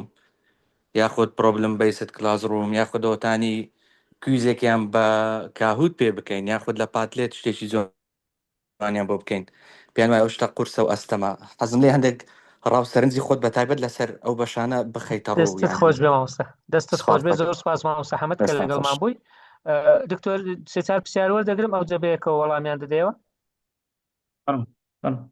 زۆر باشە. ئەوەی پرسیاری خۆی کرد دەستی بێنتە خوارێت تا ئەوانی تر دەرکەون. مامۆستا ڕازا و ڕزگار. مامۆستا ڕازا و ڕزگار فەرموو مامۆستا. مایکەکە بکەوە دووبارە ببورە. بەڵێ مامۆستا. ئەو کاتتان باش، دەستخۆشیم بۆ ئەکادیمیای مێگامایند و هەروە بەڕێز دکتۆر عەباس. بە خۆشحاڵیەوە لە ڕاوندی پێنجەمی سەنتەری پێداگۆجی زانکۆی پۆلیتەکنیکی هەولێرێکێک بووم لە قوتابیەکانی بەڕێزیان و سوودێکی زۆریشمان وەرگرت و ویستم هەندێک وەکو ئاڵنگاری لە زانکۆی پۆلیتەکنیک کە تەقریبەن ئەگەر هەڵەندە 6 بۆ 7 ساڵە بۆڵۆناکە تەطبیق دەکەین. بەڕاستی ئاڵنگاریەکی زۆر هەیە لە بەردەم جێبەجێکردنی بۆڵۆنە پرۆسێس. وەکو مامۆستا بەرزێکە پێشی من باسی کرد، دەکرێت مامۆستا کە خولەکانی پێداگۆجی دیوە ئەکتیڤیتەکانی کە لەوێوەری دەگرین بیگونجێنی لەگەڵ اختصاساتی خۆمان، يعني یەک لەو ئەکتیڤیتیانێک کە مامۆستاکانی پێداگۆجی بە قوتابیەکانی دەکەنەوە نووسینی لێرنینگ دایریە وەکو پرۆجێکت لە بۆ هەر مۆدیوڵێک فەوە دەکرێت مەسەلەن لە اختصاسێکی زانستە مرۆڤایەتیەکان کە تەطبیق دەکرێت زۆر ئاساییە لە پسپۆریەکی تر وەکو ژمێریاری کە خۆم ئیستیفادەم کردی و تەطبیقم کردووە ینی لەسەر قوتابیەکانی خۆم و فیدباکم وەرگرتەوە کە قوتابیەکانم زۆر ئیستیفادەیان کردیە بەڵام لەگەڵ ئەوەش کە کاک دکتۆر عەباس باسی ئەوەی کرد کە بۆلۆنا پرۆسس ستودنت سنتەرە تەرکیز لەسەر قوتابی دەکرێت بەڵام بەداخەوە کە قوتابیانمان زۆری بە سوء ئیستیفادە لە تووڵەکانی AI دەکەن ئەمن وەکو خۆم دەتانم بڵێم ئێستا بۆلۆنا بوویتە AI سنتەر بەڕاستی ینی ئەگەر تاسکێک دەدەینە قوتابی زۆر بە ئاسانی لە هەر توولێک لە تووڵەکانی AI داوای لێ دەکە کە ئەو تاسکێ بۆ ئامادەکە بەبێ ئەوەی کە بیخینیتەوە فلێرە وەکو ئاڵنگاری و چارەسەری شەیەکیت مامۆستا کە داوای ئەو تاسکەی دەکات دەزانین AI بەکاردێ دەکرێت پێی بڵێ بەدەست هاندڕایتینگ لەم بنووسەوە بهینە نەک هەر کۆپی پێستی بکاو بهینی لە ئەسنای نووسینەوە بەدەست ئەو تەڵەبێ ئەگەر دوو کەلیمەش بنووسیتەوە ینی ئەکید ینی بەرکەوتەی دەبی لەگەڵ کەریمەکان بەڵام ئاڵنگاری بۆی زۆر کات نەگرم لە مامۆستایانی بەڕێزی تریش دوو نقطەی ترۆک و ئاڵنگاری دەبینم بوونی پشووی زۆر بەڕاستی لەگەڵ BA کە لە هەرێمی کوردستان هەمانە بەعام ئەو پشوە زۆرانی کە هەیە ڕێگە بە مامۆستا نادە کە ئەکتیڤیتیەکان بە قوتابیان بکات چالاکی زۆری هەبێت یعنی لوبی مۆزوع و بابەتەکە و عەلیمەکە ناهێری ینی پشوەکان ناهێری کە بابەتەکە بگاتە قوتابیان لەبەر زۆری بوونی دەستت خۆش بێ مامۆستا ڕازا و دەست ئاخر چاوت خۆش بێ نقطەم کاک دکتۆر ئەگەر کات هەبی مەسلەی کاک دکتۆر عەباس باسی ئەوەی کرد کوالیتی ئەشورانس ینی بۆلۆنا پرۆسس تەرکیز دەکات لەگەڵ کوالیتی ئەشورانس مەسلەی فیدباکە بەڕاستی کە فیدباکیش لەناو کوالیتی ئەشورانس ینی جێگای بوویتەوە زۆر لە مامۆستاکان بەڕاستی ینی ئەوەی کە دێ زەبتی قوتابی بکە بەو زمانە خۆمان برێن کە مامۆستا جددی بێت لەگەڵ قوتابی لە ئەخیری دەبینین کە قوتابی ئەو مامۆستای ناوێت کە جددیە لەگەڵی وە دەرەجەیەکی کەمی پێدەدا دەست خۆش مامۆستا ڕازا و دەست چاوت خۆش بێ گەیشت پەیامەکەت گەیشت زۆر سپاس دەست چاوت خۆش بێ کاک دکتۆر ئەگەر ئەوانە جواب دەیەوە ئەوجە دوای ئەوانی تر وەردەگرین سپاس وای دکتۆرەوەی کە باسی ئاڵنگاری دەکا منش عینە ڕێیم هەیە خۆمیش مامۆستامە لەو زانکۆیانەی کوردستان دەزانمەوەیە بەڵام ئەوەی کە کێشەیە من بە چاوی خۆم دەیبینم بە حکمی ئەو چەند ساڵێک کە لە پێداگۆژیمەوە ئەو ساڵەکەش کە لە دڵنیای جۆری زانکۆی سەلاحەدین بوومە بەڕاستی یەک لە کێشە هەرە گەورەکان ئەپدێت نەبوونەوەی مامۆستایە ینی مامۆستا پێویستە بە معدەلی خۆی ئەپدێت کاتەوە هەرچەندە ئەمە ناحەقیشی ناگرین ینی چەندین شت هەیە کە لەوانەیە بڵێ هۆکاربی بەڵام دکتۆر ئەپدێت بوونەوەی مامۆستای هۆکارێکی سەرەکیە لەبەر ئەو سەبەبەش بوو ئەمە فکرمان کردەوە چ بکەین کە شتێکی بکەین مامۆستا وەکو دەڵێ ئیستفادە لەمە بکە دوو ڕێبەرمان دروست کرد ڕێبەرێکیان لە بۆ بۆلۆنیا ڕێبەرێکیشیان لە بۆ دڵنیای جۆری حەزم لێ بوو لەسەر ئەو قسەی ئەو مامۆستا بەڕێزەی کە باسی وەی کرد بەڵێ ئێستا ئەمە ڕێبەرێکمان دروست کردێ بە ناوی ڕێبەری با بڵێن بۆ دڵنیایی جۆری لێرە زۆر شت هەیە کە پێشتر با بڵێن ئاڵنگار بووە ئێستا ئەمە ئەو کێشانەمان نەهێشتێ دکتۆر جانەگەلێتیان دیاربی لێرە بە نمونە بڵاوکرایتەوە بڵاو نەکرایتەوە ڕێبەرەخێتیان بڵاو نەکرایتەوە لەوانەیە لەو هەفتەی ئەوان بڵاو ئەگەر بڵاو کراوە لینکەکەمان لەبە بنێریێت ئامەش لەگەڵ جەماعەت شێریکرایتەوە بەڵام ئەو هەفتەی ئەماوە تەواو دەکەین یەک لەو بابەتانەی کە بەڕاستی کێشە بووە بە هەموو کاتێک کێشە بووە مەوزوعی قوتابیان بووە کە خوێندکاران قوتابیان با بڵێن لە بۆ هەردوو لای قوتابیان بەڕاستی ئەو خاڵانەی کە دانرا بوو خاڵەکانی بە شێوازێک بوو تەڵەبەکە دەیتوانی وەکو بڵێ ئینتقامێک لە مامۆستای بکاتەوە الحەمدوللا ئەمە ساڵەکە لە سەلاحەدین بۆردێکماندانە لە جیاتەوەی ئەوەکان تاکە کەس بێەوە بە خۆشحاڵی مامۆستادەوانیش لێرەیە ئەو بۆردە بڕیاریدا کە ئەو پرسیارانەی کە هی لە بۆ تەڵەبەیە بەڕاستی ئاوت دەیدبوون ینی زۆر قەدیم بوو نیز عیلاقەی بۆ بۆلۆنایدا نەبوو نەباسی لێرنینگ ئاوتکەمی دەکرد نەباسی ئۆثنتیک لێرنینگ و بازار و شتانی دەکرد هەموو شتانەمان ئەپدێت کردەوە ئێستا لێرە هیوەی نییە تەڵەبە ئینتقام لە مامۆستای بکات طبعاً ئەمە دووبارە بە خۆشحاڵیەوە زانکۆی سەلاحەدین دیسان هەرچی شتە کە کردرایە هەمومان کردیتە ئەلکترۆنی ستودنت فیدباک لە بۆ یەکەمین جار لە زانکۆی سەلاحەدین لە بۆ هەموو زانکۆی سەلاحەدین ستودنت فیدباک کردرایە موحەد کردرا دکتۆر هە لە بۆ زانیاریت بەس ساڵی پارەکە 1,110,000 فیدباکمان لە تەڵەبان وەرگرتیە خەڵکێکی زۆر با بڵێن بە تایبەتی لەو فیدباکەی یعنی ڕازی بووە ئێستا ئەمە با بڵێن پرسیارەکانیشمان گۆڕیە خۆشبەختانە ئەوەی کە ڕۆلی هەبووە لەو گۆڕینی با بڵێن ئەو بابەتانە لە بۆ ئەلکترۆنی زۆربەی هەر زۆریان تەڵەبەکان بەخۆیان بوونە یعنی ئەمە پشتمان بەستی بە تەڵەبەکان بەخۆیان لەو بابەتەی و زایدەن بۆردی دڵنیایی زۆری لەسەرەوەی هەمووشیان مامۆستا هەردەوان ئێستا بە شێوازێک ئەمە ینی باڵێن ژینگەکەمان ڕخساندیە لە بۆ دڵنیایی زۆری ئاڵنگاریەکان ستێ بەستێ مامۆستا فێر دەبی خۆشیان هەر بخۆی ئەوە کاتەکە تو کێشەکە دێتە پێشێ بڵێ من نازانم چێ لێرە لە گەرماندا لە مامۆستانی پێداگۆجی بەڵام ڕاوندی یەکەم بڕوا بکە بە خۆمان دەچینە ژۆری ئەوە دەستمان دەلەرزین نەمانزانین چ بڵێن الحەمدولله ئێستا پاش ئەو ساڵی خبرەمان پەیدا کردێ تاکید چەند ساڵێکی دیکە کێشەی بۆلۆنیا کەمتر دەبتەوە ئەو مشکلانە نامینێ زۆر باشە دەستت خۆشبی پرسیار هاتیە پرسیارێکی بەسیتە بەڵام جواب بدرێتەوە دەڵێ بەپێی ئەو سیستەمە تەڵەبە دەتوانانی لە زانکۆیەک بە زانکۆیەک زۆر بە ئاسانتر بگواستەوە وانێت چکە ئەگەر ئەوەبی مەسلەی زۆر کارەکان جێبەجێکردنی ئەوەیە ینی کە کێشە دروست نەبی لە بۆ گواستنەوە قوتابیان ڕاست زۆر باشە مامۆستا شیرین شادە سلام علیکم باشن مامۆستان دکتۆر دەستان خۆشبی هەر سەرکەوتوو بن ئینشاڵڵا زۆر نامێ ئەوەی بکەم بەس ئەوەکم هەبوو دەستان خۆش بێ من هەر بەخۆشم لە پێداگۆجی تەڵەبەی بەڕێستان بوومە دکتۆر بە نسبەتی ئەوەی کە باسی زۆر بەرنامەمان کرد هەر بەخۆشمان تەطبیقمان کرد لە وەختی پێداگۆجی وەردپرێسە پرێزە بەس یەک شتم هەیە دەمویست برێ مەسەرەن ئەوانە خۆشە بەکاربینین ئەگە ئینتەرنێت هەبی لە کۆلێژ ئەوە یەک دووەمینیش ئینشاءالله ئەگەر لە داهاتوو ئەوە هەوڵ دەدەین هەوا پێشکەوین الحەمدلله ئینشاءالله ئەگەر ئینتەرنێتیش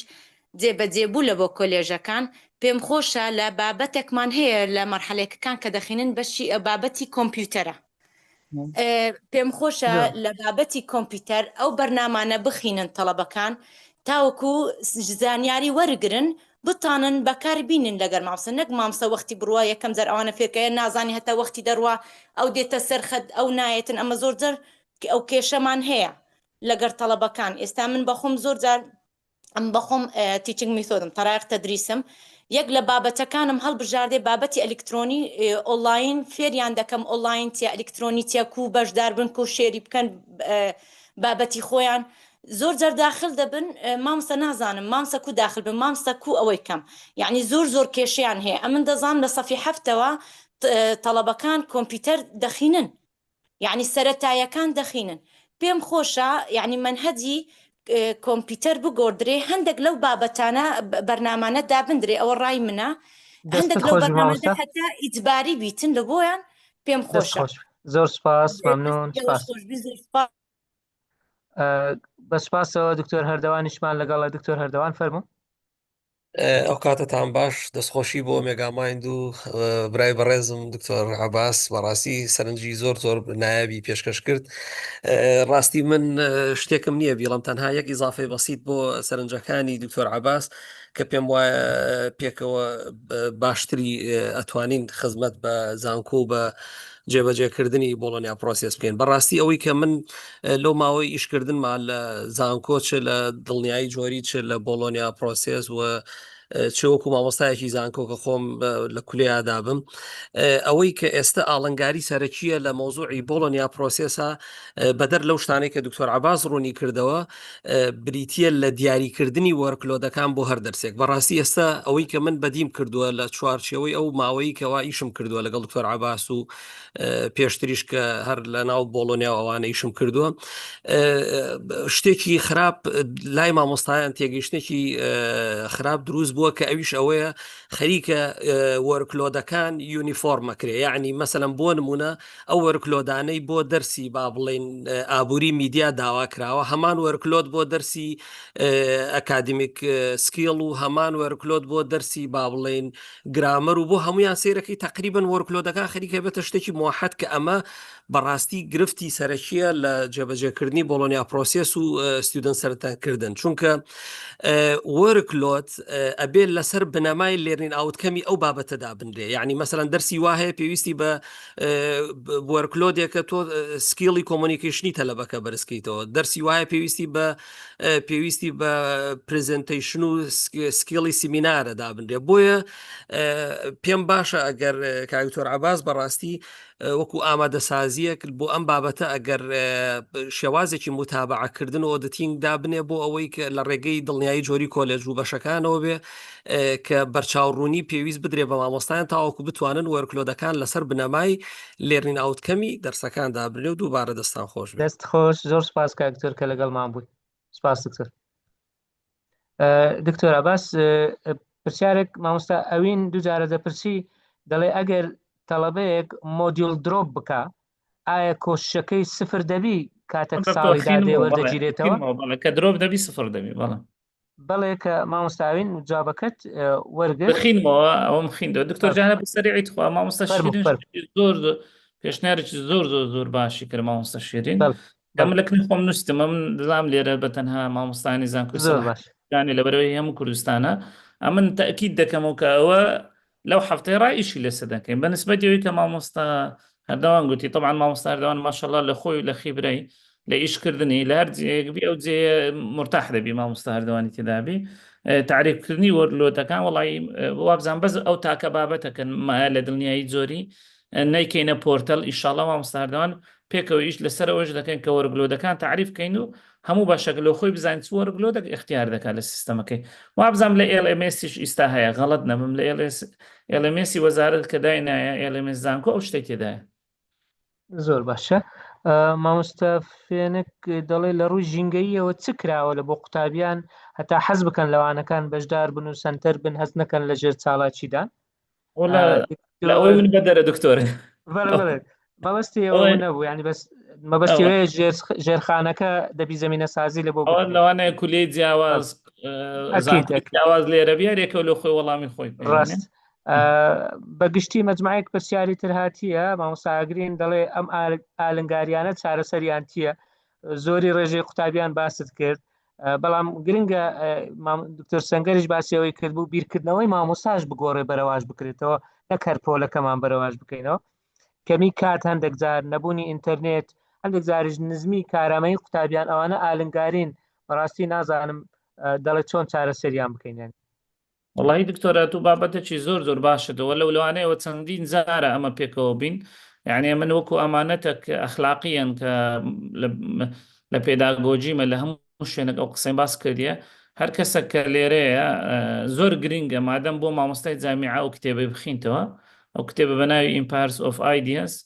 Creating the Modern University from Germany to America to China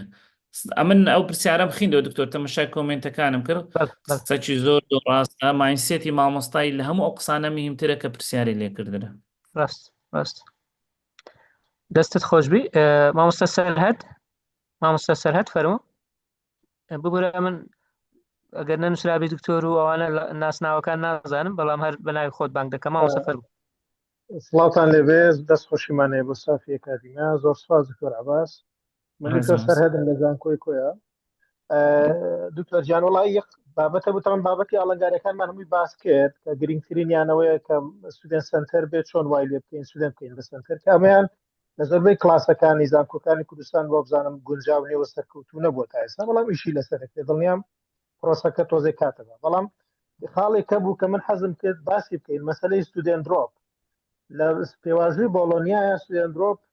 و لە LMSی زانکۆ سیستەمیشە کە ئێستا دانراوە دوو خوێنەوەی جیاوازی پێایە لە LMSا ئەگەر تەلەبەکە مامۆستا لە 14 لە 15 کەمتری هێنا مامۆستاکە درۆپیەکە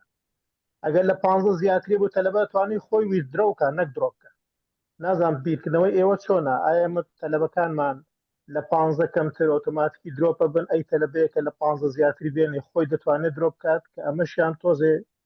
ینی پرۆسەکە ئالۆسترەکان لێبە نازانم چۆن لی پێگەیت وڵی مامۆستا دکتۆر سەرهەد خۆشبی دکتۆر سەرهەد دکتۆر با جوابی دکتۆر سەرهەد جان نەک لەو بابەتەی ویزدرۆ و درۆپ و ئەو شتانە لە چەندی بابەتی دیکە بەڕاستی ئەمە کۆمنتمان هەیە لەسەر ئەو بۆلۆنیا پرۆسسەی بینی مامۆستایەک لێرە نووسی بووی کە ئەنگۆ باسی بۆلۆنی پرۆسس بکەن لە کوردستان ناوکو لە فنلەندا هەر هەمان ئەو بابەتەیە کە تو ئیستا مناقەشەی دەکەی یعنی ئێستا بۆلۆنی پرۆسس بە کوردی کردرایە وازەحە ئەوەی کە لێرە هەیە بۆلۆنە پرۆسسێکی کوردیە نەک ئەوەی کە لە ئیتحادی ئەوروپی ئیقراری لەسەر کردرایە بابەتی ویدرۆ و ئەوەی درۆ بە خۆی سیستەم درۆپی دەکا ئەوە شتەکە گومانی تێدا نیە بەس بابەتی ویدرۆ ئایا تەڵەبەیمە لەو مستەوایە بیرکردنەوەی مامۆستایمە تەڵەبەیمە لەو ئاستەیدایە نەکاروی درۆشتی دیکەشەیە بۆ نمونە ڕۆیشتن لە بۆ کولێکی دیکە لەوێ ئیمتیحان بکە ئەوانە مناقەشەی زۆری تێدا متاکیدم 4-5 ساڵی دیکە هەندێک حەل دەبی بەڵام دووبارەی دەکەمەوە بۆلۆنیاکەیمە کوردیە دکتۆر سەرنجان دەستەکان و خۆشوێری تۆجان وڵی هەموو مشکلە گەورەکەم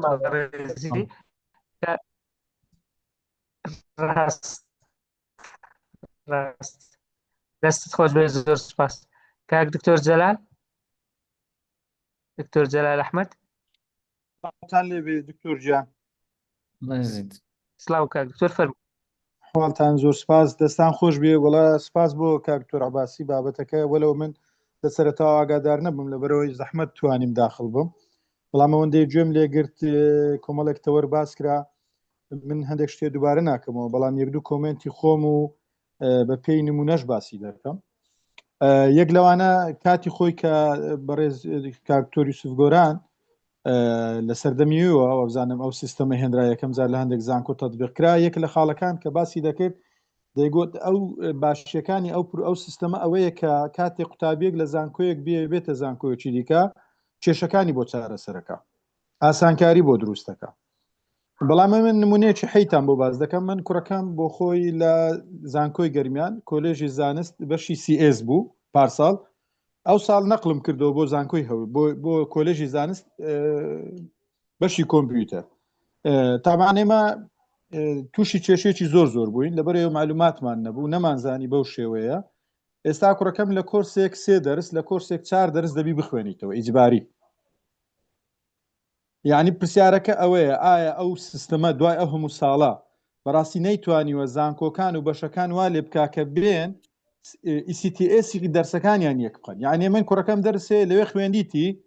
لێرە دیسا دەبێ بخوێنیتەوە لەبەرەوەی ECTSەکە لەوێ کەمتر بووە لێرە باشە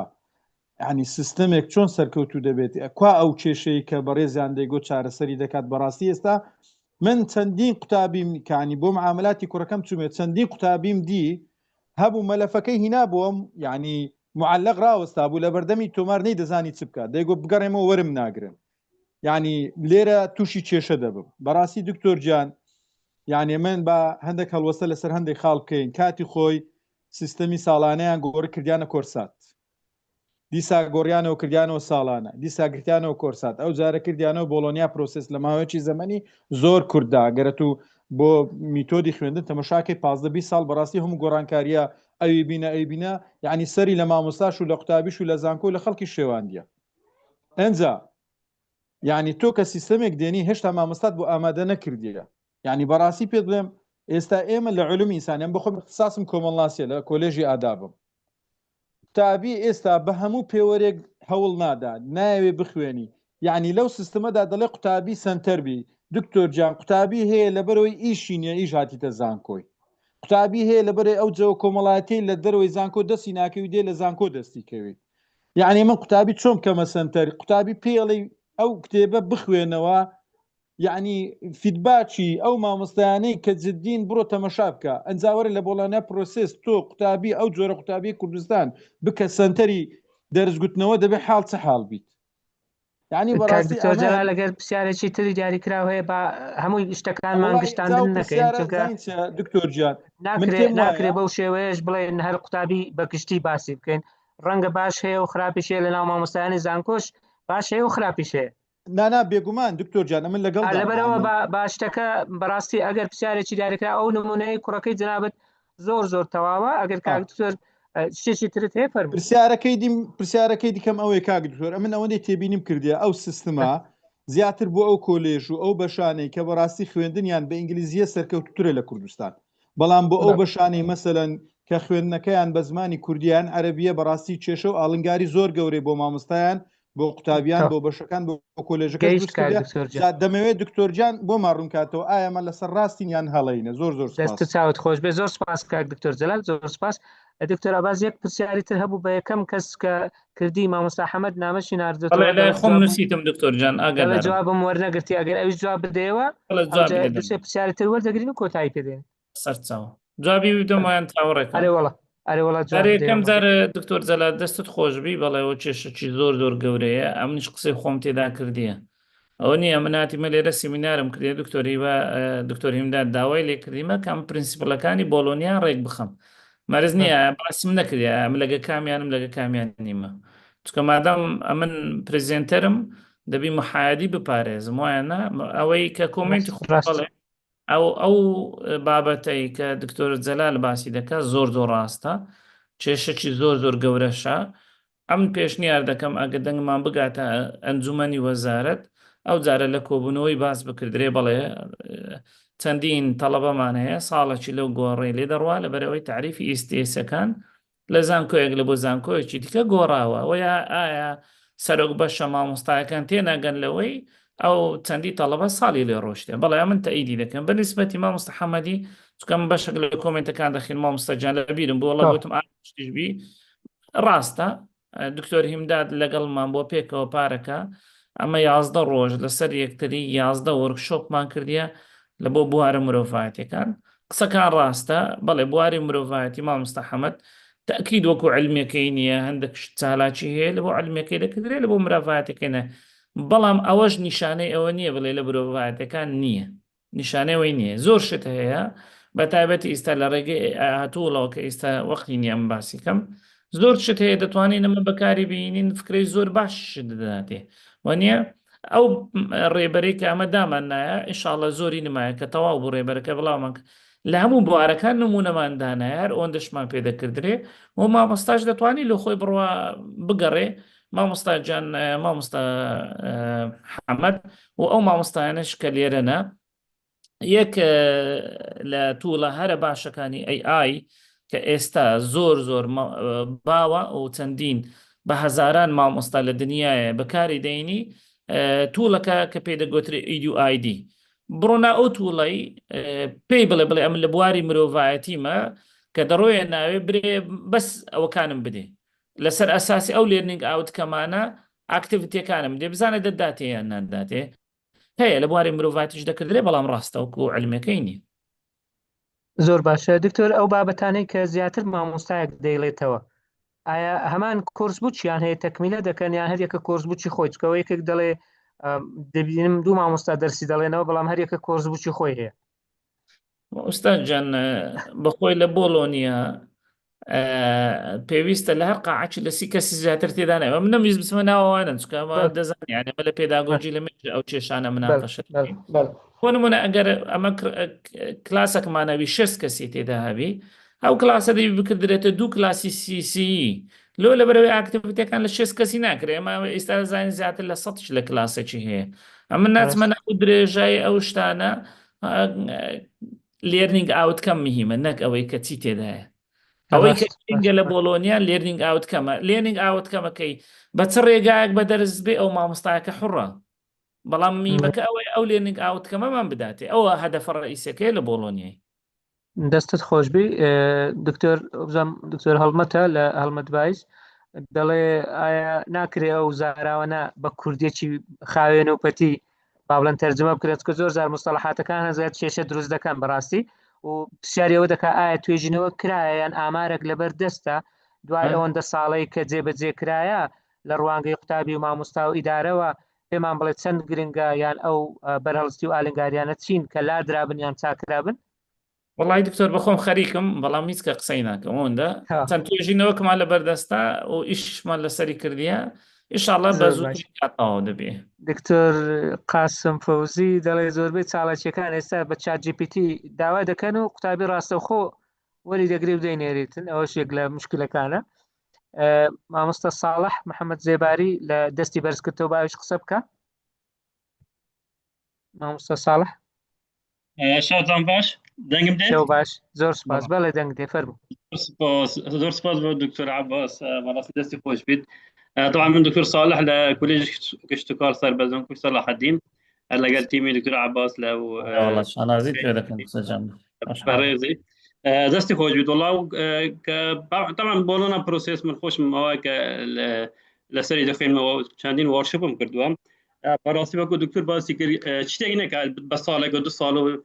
ترکیه که تطبیقی که 15 سال اوجا که سمینار رگلر کرابون یک لپروفیسور کن اوجا گویی ما گشتنا اوای کزانی ما بولونا پروسیس چه استش بولونا پروسیس ل ترکیه هر معلوماتم بویت درجه بکرانه وی موبیلیتی لگل اتحاد اروپی که چون سیاحت دوری هست ادویکیشنش والی ادوا بویا گرنگه ما راس آلنگاری زوره کشه زوره بالام که فرض کرده سرزان که کن بلین بازار کاته ما نکرد هر گلی بکین و بلین تا دبی تطبیق بکین دبی بخوین ولی سری دبی خما نبدیت کین من هر وام بولا سر کاغ دکتر اگر جانا و دوک والی نیا جوری دکتر جان سپاس کردم ما سپاس ابدیت کردن لزان کوی صلاح الدین یک ل پیشنهاد کن او بو که درس کان ECTS یان 6 بوشوا دامرين دكتور جان خو اما على استفهام هنا للسري لبرا درسك ببي ويتكي خو ناكر من بلين ما داكم 4 ساعات دوس نظري دو عملي 6 ECTS لسرا هم درسك ديك اسمه دوس ساعات نظري دو عملي ECTS لسرا براسي اما اكلك شكاني كما لزانكو صلاح الدين دنارين دمانوش تكب موحدي لسلوكاتي زانكو چون اوری برای که جنابتان استباس چیزه کن و دست خوشی و اگر وقت دستمان کیشه که دکش الکتیف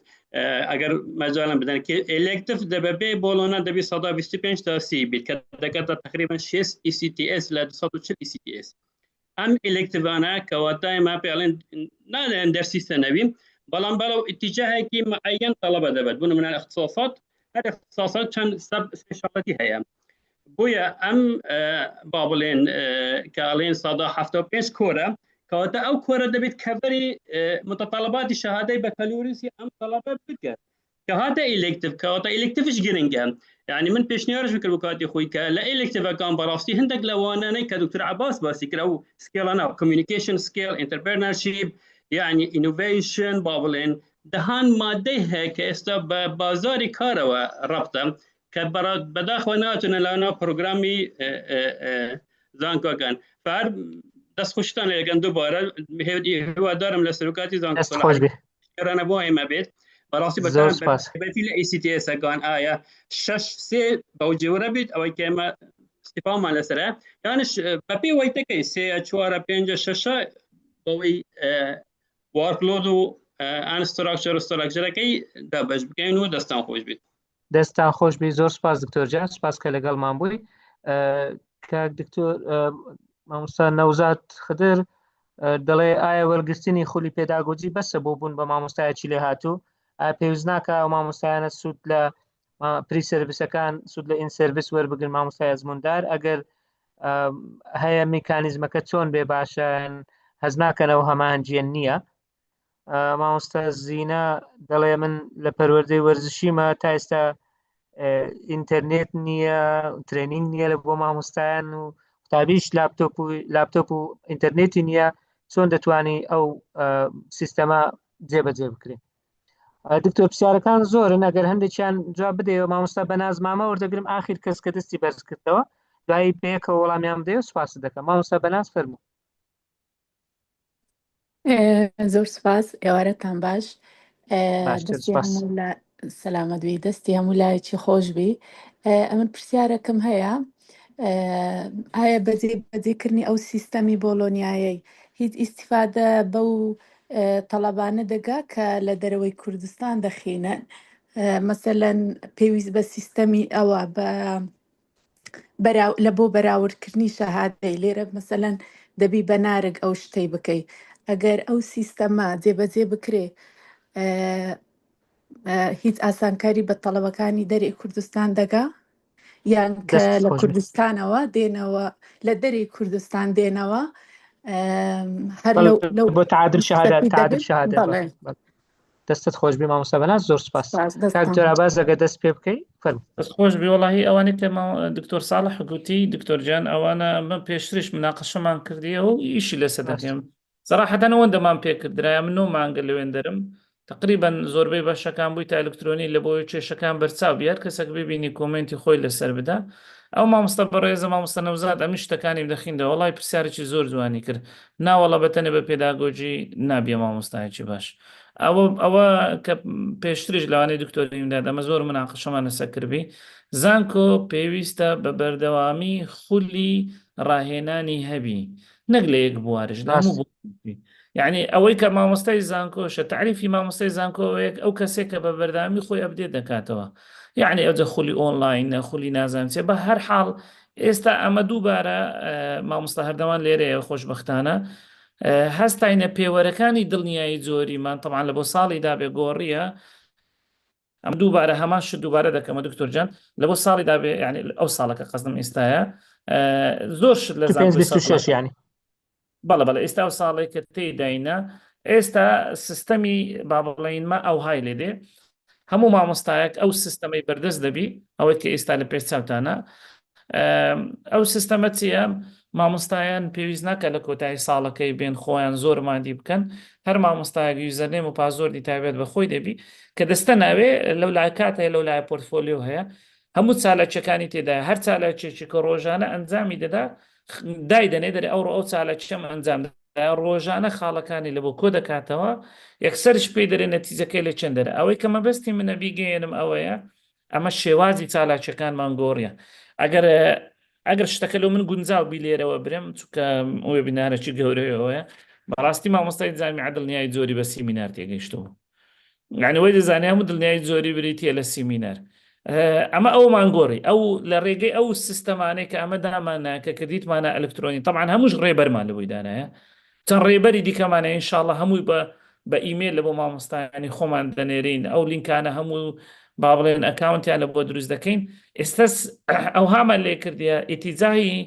تەفکیری مامۆستایی بگۆڕدرێ کاکە چالاکی یەکسان نییە بە سیمینار کامەش دەمانزانی چۆن سیمینار دەکردرێ و ئەوانەی بەشدار دەکەن هەبوو هەر بەشداریش نەکردێ بە تەلەفۆن گوتی ناوم بنووسە ناو نووسرایە بەڵام گۆڕایە چالاکیەکە بەرەو ئەوەی ڕۆیشتێک یەکەم شت کە گرنگترین شتە لە بۆ مامۆستای جامیعی خولە خول وێتی زۆرماندایێت ئەوەی کە دکتۆر ساڵح گوتی یعنی هەتاوکو مامۆستا بزانی چۆن خۆی زیاتر ئەبدێت دەکاتەوە دەستت خۆش بی دکتۆر جان یەک دوو پرسیاری تر سەری ئەمە مامۆستا هۆگر شکری لە دهۆکەوە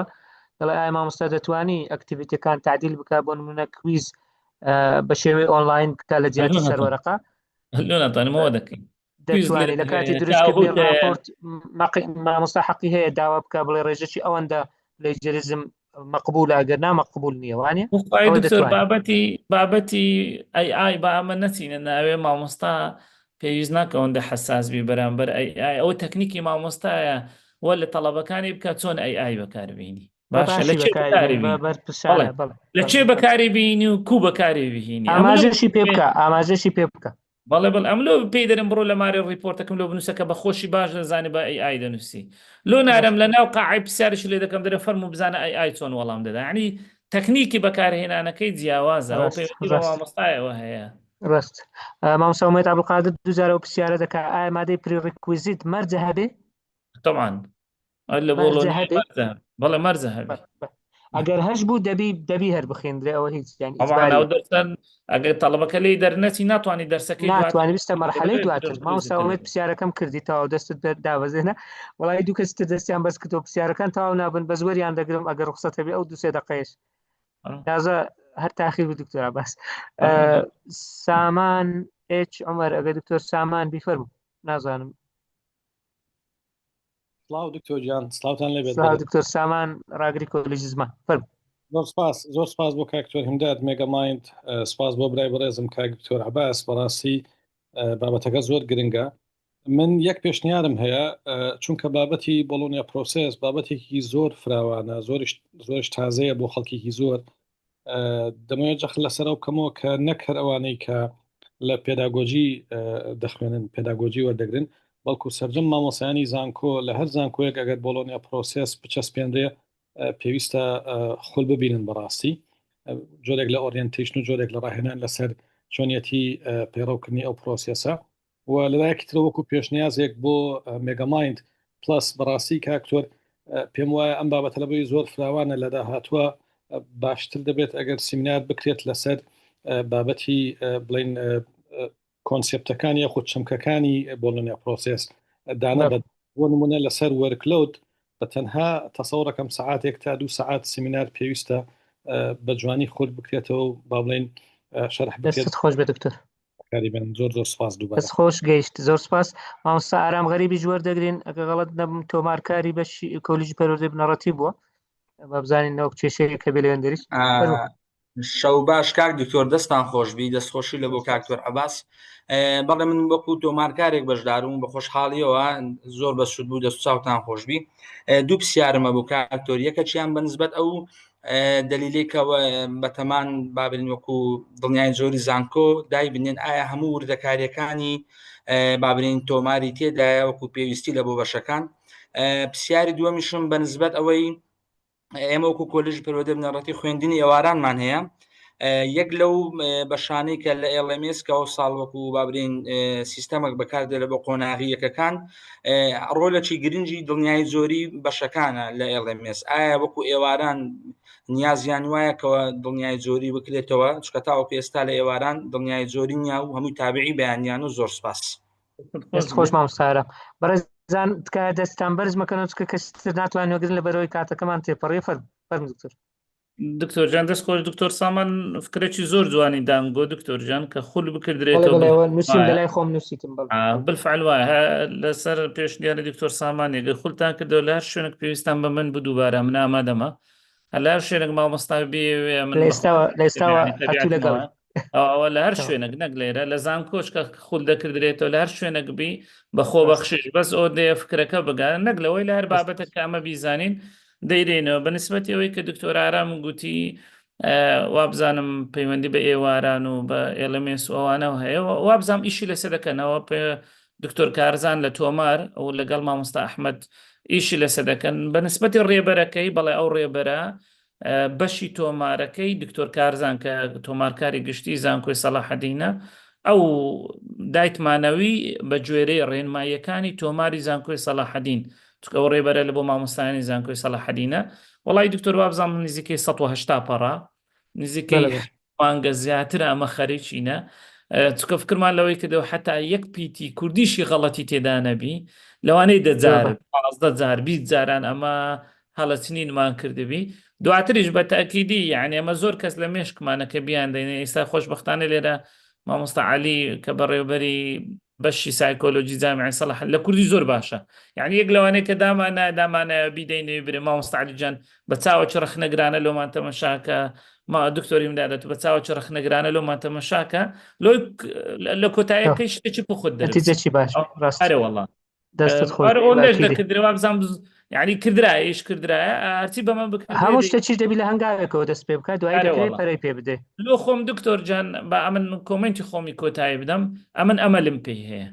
ئەمەلم پێ بەڵە ئاسان نییە و ئیشی دەبێ و فێریش دەبین وەڵی فێریش دەبین ئەگەر 4 ساڵی دیکات و ئەو سیمینارەی بکەوە لەوانەیە ئەو پرسیارانە نەکردرەکەی ئێستا هەیە لەوانەیە وتی نازم چ بوو دکتۆر ساڵح بوو باسی تورکیای کرد بەڵێ ئەمەش فێر دەبین چی خۆ قابل ئەو لە پێداگۆجی بە خیبرەی 4 ساڵ 5 ساڵ فێر بووین بە تاکیدی لە بۆڵۆنیاش فێر دەبین زۆر باشە ئاخر پرسیارەوە مامۆستا هودا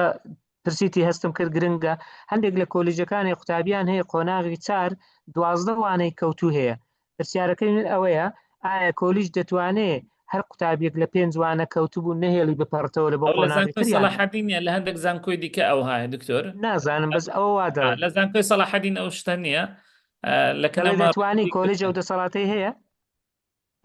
تێنەگەشتمان دەسەڵاتی هەبی دەسەڵاتی ئەوەی هەبی ئەگەر لە 5 مادە زیاتر بوو نەهێڵی بپەڕتەوە لەکنەوە لمتماندانایە لمتدانرا ناتوانانی بڕاتە ئەو لای چکە و کێشێ لە هەندێک زانکۆی سەری هەڵدا ئەوانش حەلیان کرد ئەوانش خبرێکیان لەو پەیدا بوو تەڵەبە هەبوو دەگەیشتە ئاخر مەرحەلەی چکەمە هەتا ئێستا لە جامعی سەلاحەدین تەنها کولێ هەندەسەمان هەیە هەر 4 مەرحەلەکانیەوە نیمان ئەوە لە کنەمە نیە لە زانکۆی دیکەیە بەڵێ ئەوانە و کێشیان هەبوو بەڵام کێشەکانیان ئەوانش بەرەبەرە حەل زۆر باش دەست و چاوت خۆشبی زۆر سپاس دکتۆر عەباس بورهان قادر بەڕێبەری دڵنیایی جۆری زانکۆی سەلاحەدین مامۆستای بەناوبانجی پێداگۆجی لە کوردستان زۆر سپاس کە بۆ بەشداربوانی بەڕێز کە بەڕاستی ئامادەبوونی ئێوە بەو زروفە بەو کاتە بەو حەماسەتە تەنها دلیلی دڵسۆزیتانە لە بۆ ئەرکەکە و لە بۆ خەمخۆریتانە لە بۆ بەرەو پێشچوونی زیاتر و زیاتر ئەمە زۆر زۆر سپاسان دەکەین کە بەردەوام گەورەمان دەکەن ئەو سیقەیە کە بە ئێمەتان داوە دووبارە نوێی دەکەنەوە و ئێمەش لە خزمەتتاندا بین. سپاس بۆ هاوکارانمان دکتۆر زریان لە پشت لاپتۆپ و مامۆستا سەنگەر بە ئامادەکاریەکانی ترەوە بەڕاستی زۆر سپاسیان دەکەین. سپاس بۆ تیمی خۆبەخشی ئەکادمیای مێگامایند پڵەس. بەڕێزان تۆمار کراوە ئەو وێبینارە کەسانێک پرسیان بەڵێ تۆمارەکە دوایی لینکەکە دادنێن بەڵام دوایەوەی دکتۆر عەباس سلایدەکانیشی نات ئەویش لەگەڵ دادنێن هەوڵ دەدەین لینکی تۆمارەکە و لینکی سلایدەکان بەیەکەوە بنێرین. زۆر سپاس لە بۆ پێشنیارەکانتان دکتۆر سامان و بەڕێزانی تر دکتۆر جەلال و ئەوانی تر کە پێشنیاریان کرد ئەمە زیاتر ئیشی لەسەر دەکەین بە دڵنیاییەوە. دووبارە زۆر سپاس لەگەڵمان لە هەفتەکانی داهاتوو بابەتی زۆر باش و پێویستمان ئامادەکردووە لەو وەرزەی نوێی چاڵاکیەکانی ئەکادمیای مێگامایند پڵەس کە لە شەمۆی داهاتوو هەر وێبینارمان هەیە شەوانی شەممە سعات 9 شەو لە خزمەتتاندا دەبین. هیوادارین ئێوەش بێبەشمان نەکەن لە پێشنیار و ڕاستپاردە و پێشنیارکردنی کەس پێشنیارکردنی بابەتەکان. دکتۆر عەباس ئەگەر هیچ وتەیەکی کۆتایی هەیە فەرموو. خۆشحاڵم دکتۆر دەستان خۆش بێ وەڵام ماشەڵڵا ئەنگۆ هەر کاتێک شتێکی ڕێک دەخن جوانە دەستان خۆش. هەلە بۆ معلوماتی بەڕێزان ئەوانی یەکەم جاریانە ئەو وێبینارە وێبیناری ژمارە 111مین بوو 111مین وێبینارە کە هەر هەمووی لە چەناڵی یوتیوبی مێگامایند پڵەس ئەکادمی بە خۆڕایی بەردەستە تۆمار کراوە. دووبارە دەستان خۆش شەوتان شاد بە ڕوخسەتی هەموو لایەک کۆبوونەوەکە وێبینارەکە کۆتایی پێدێنین دەستان خۆش بێت.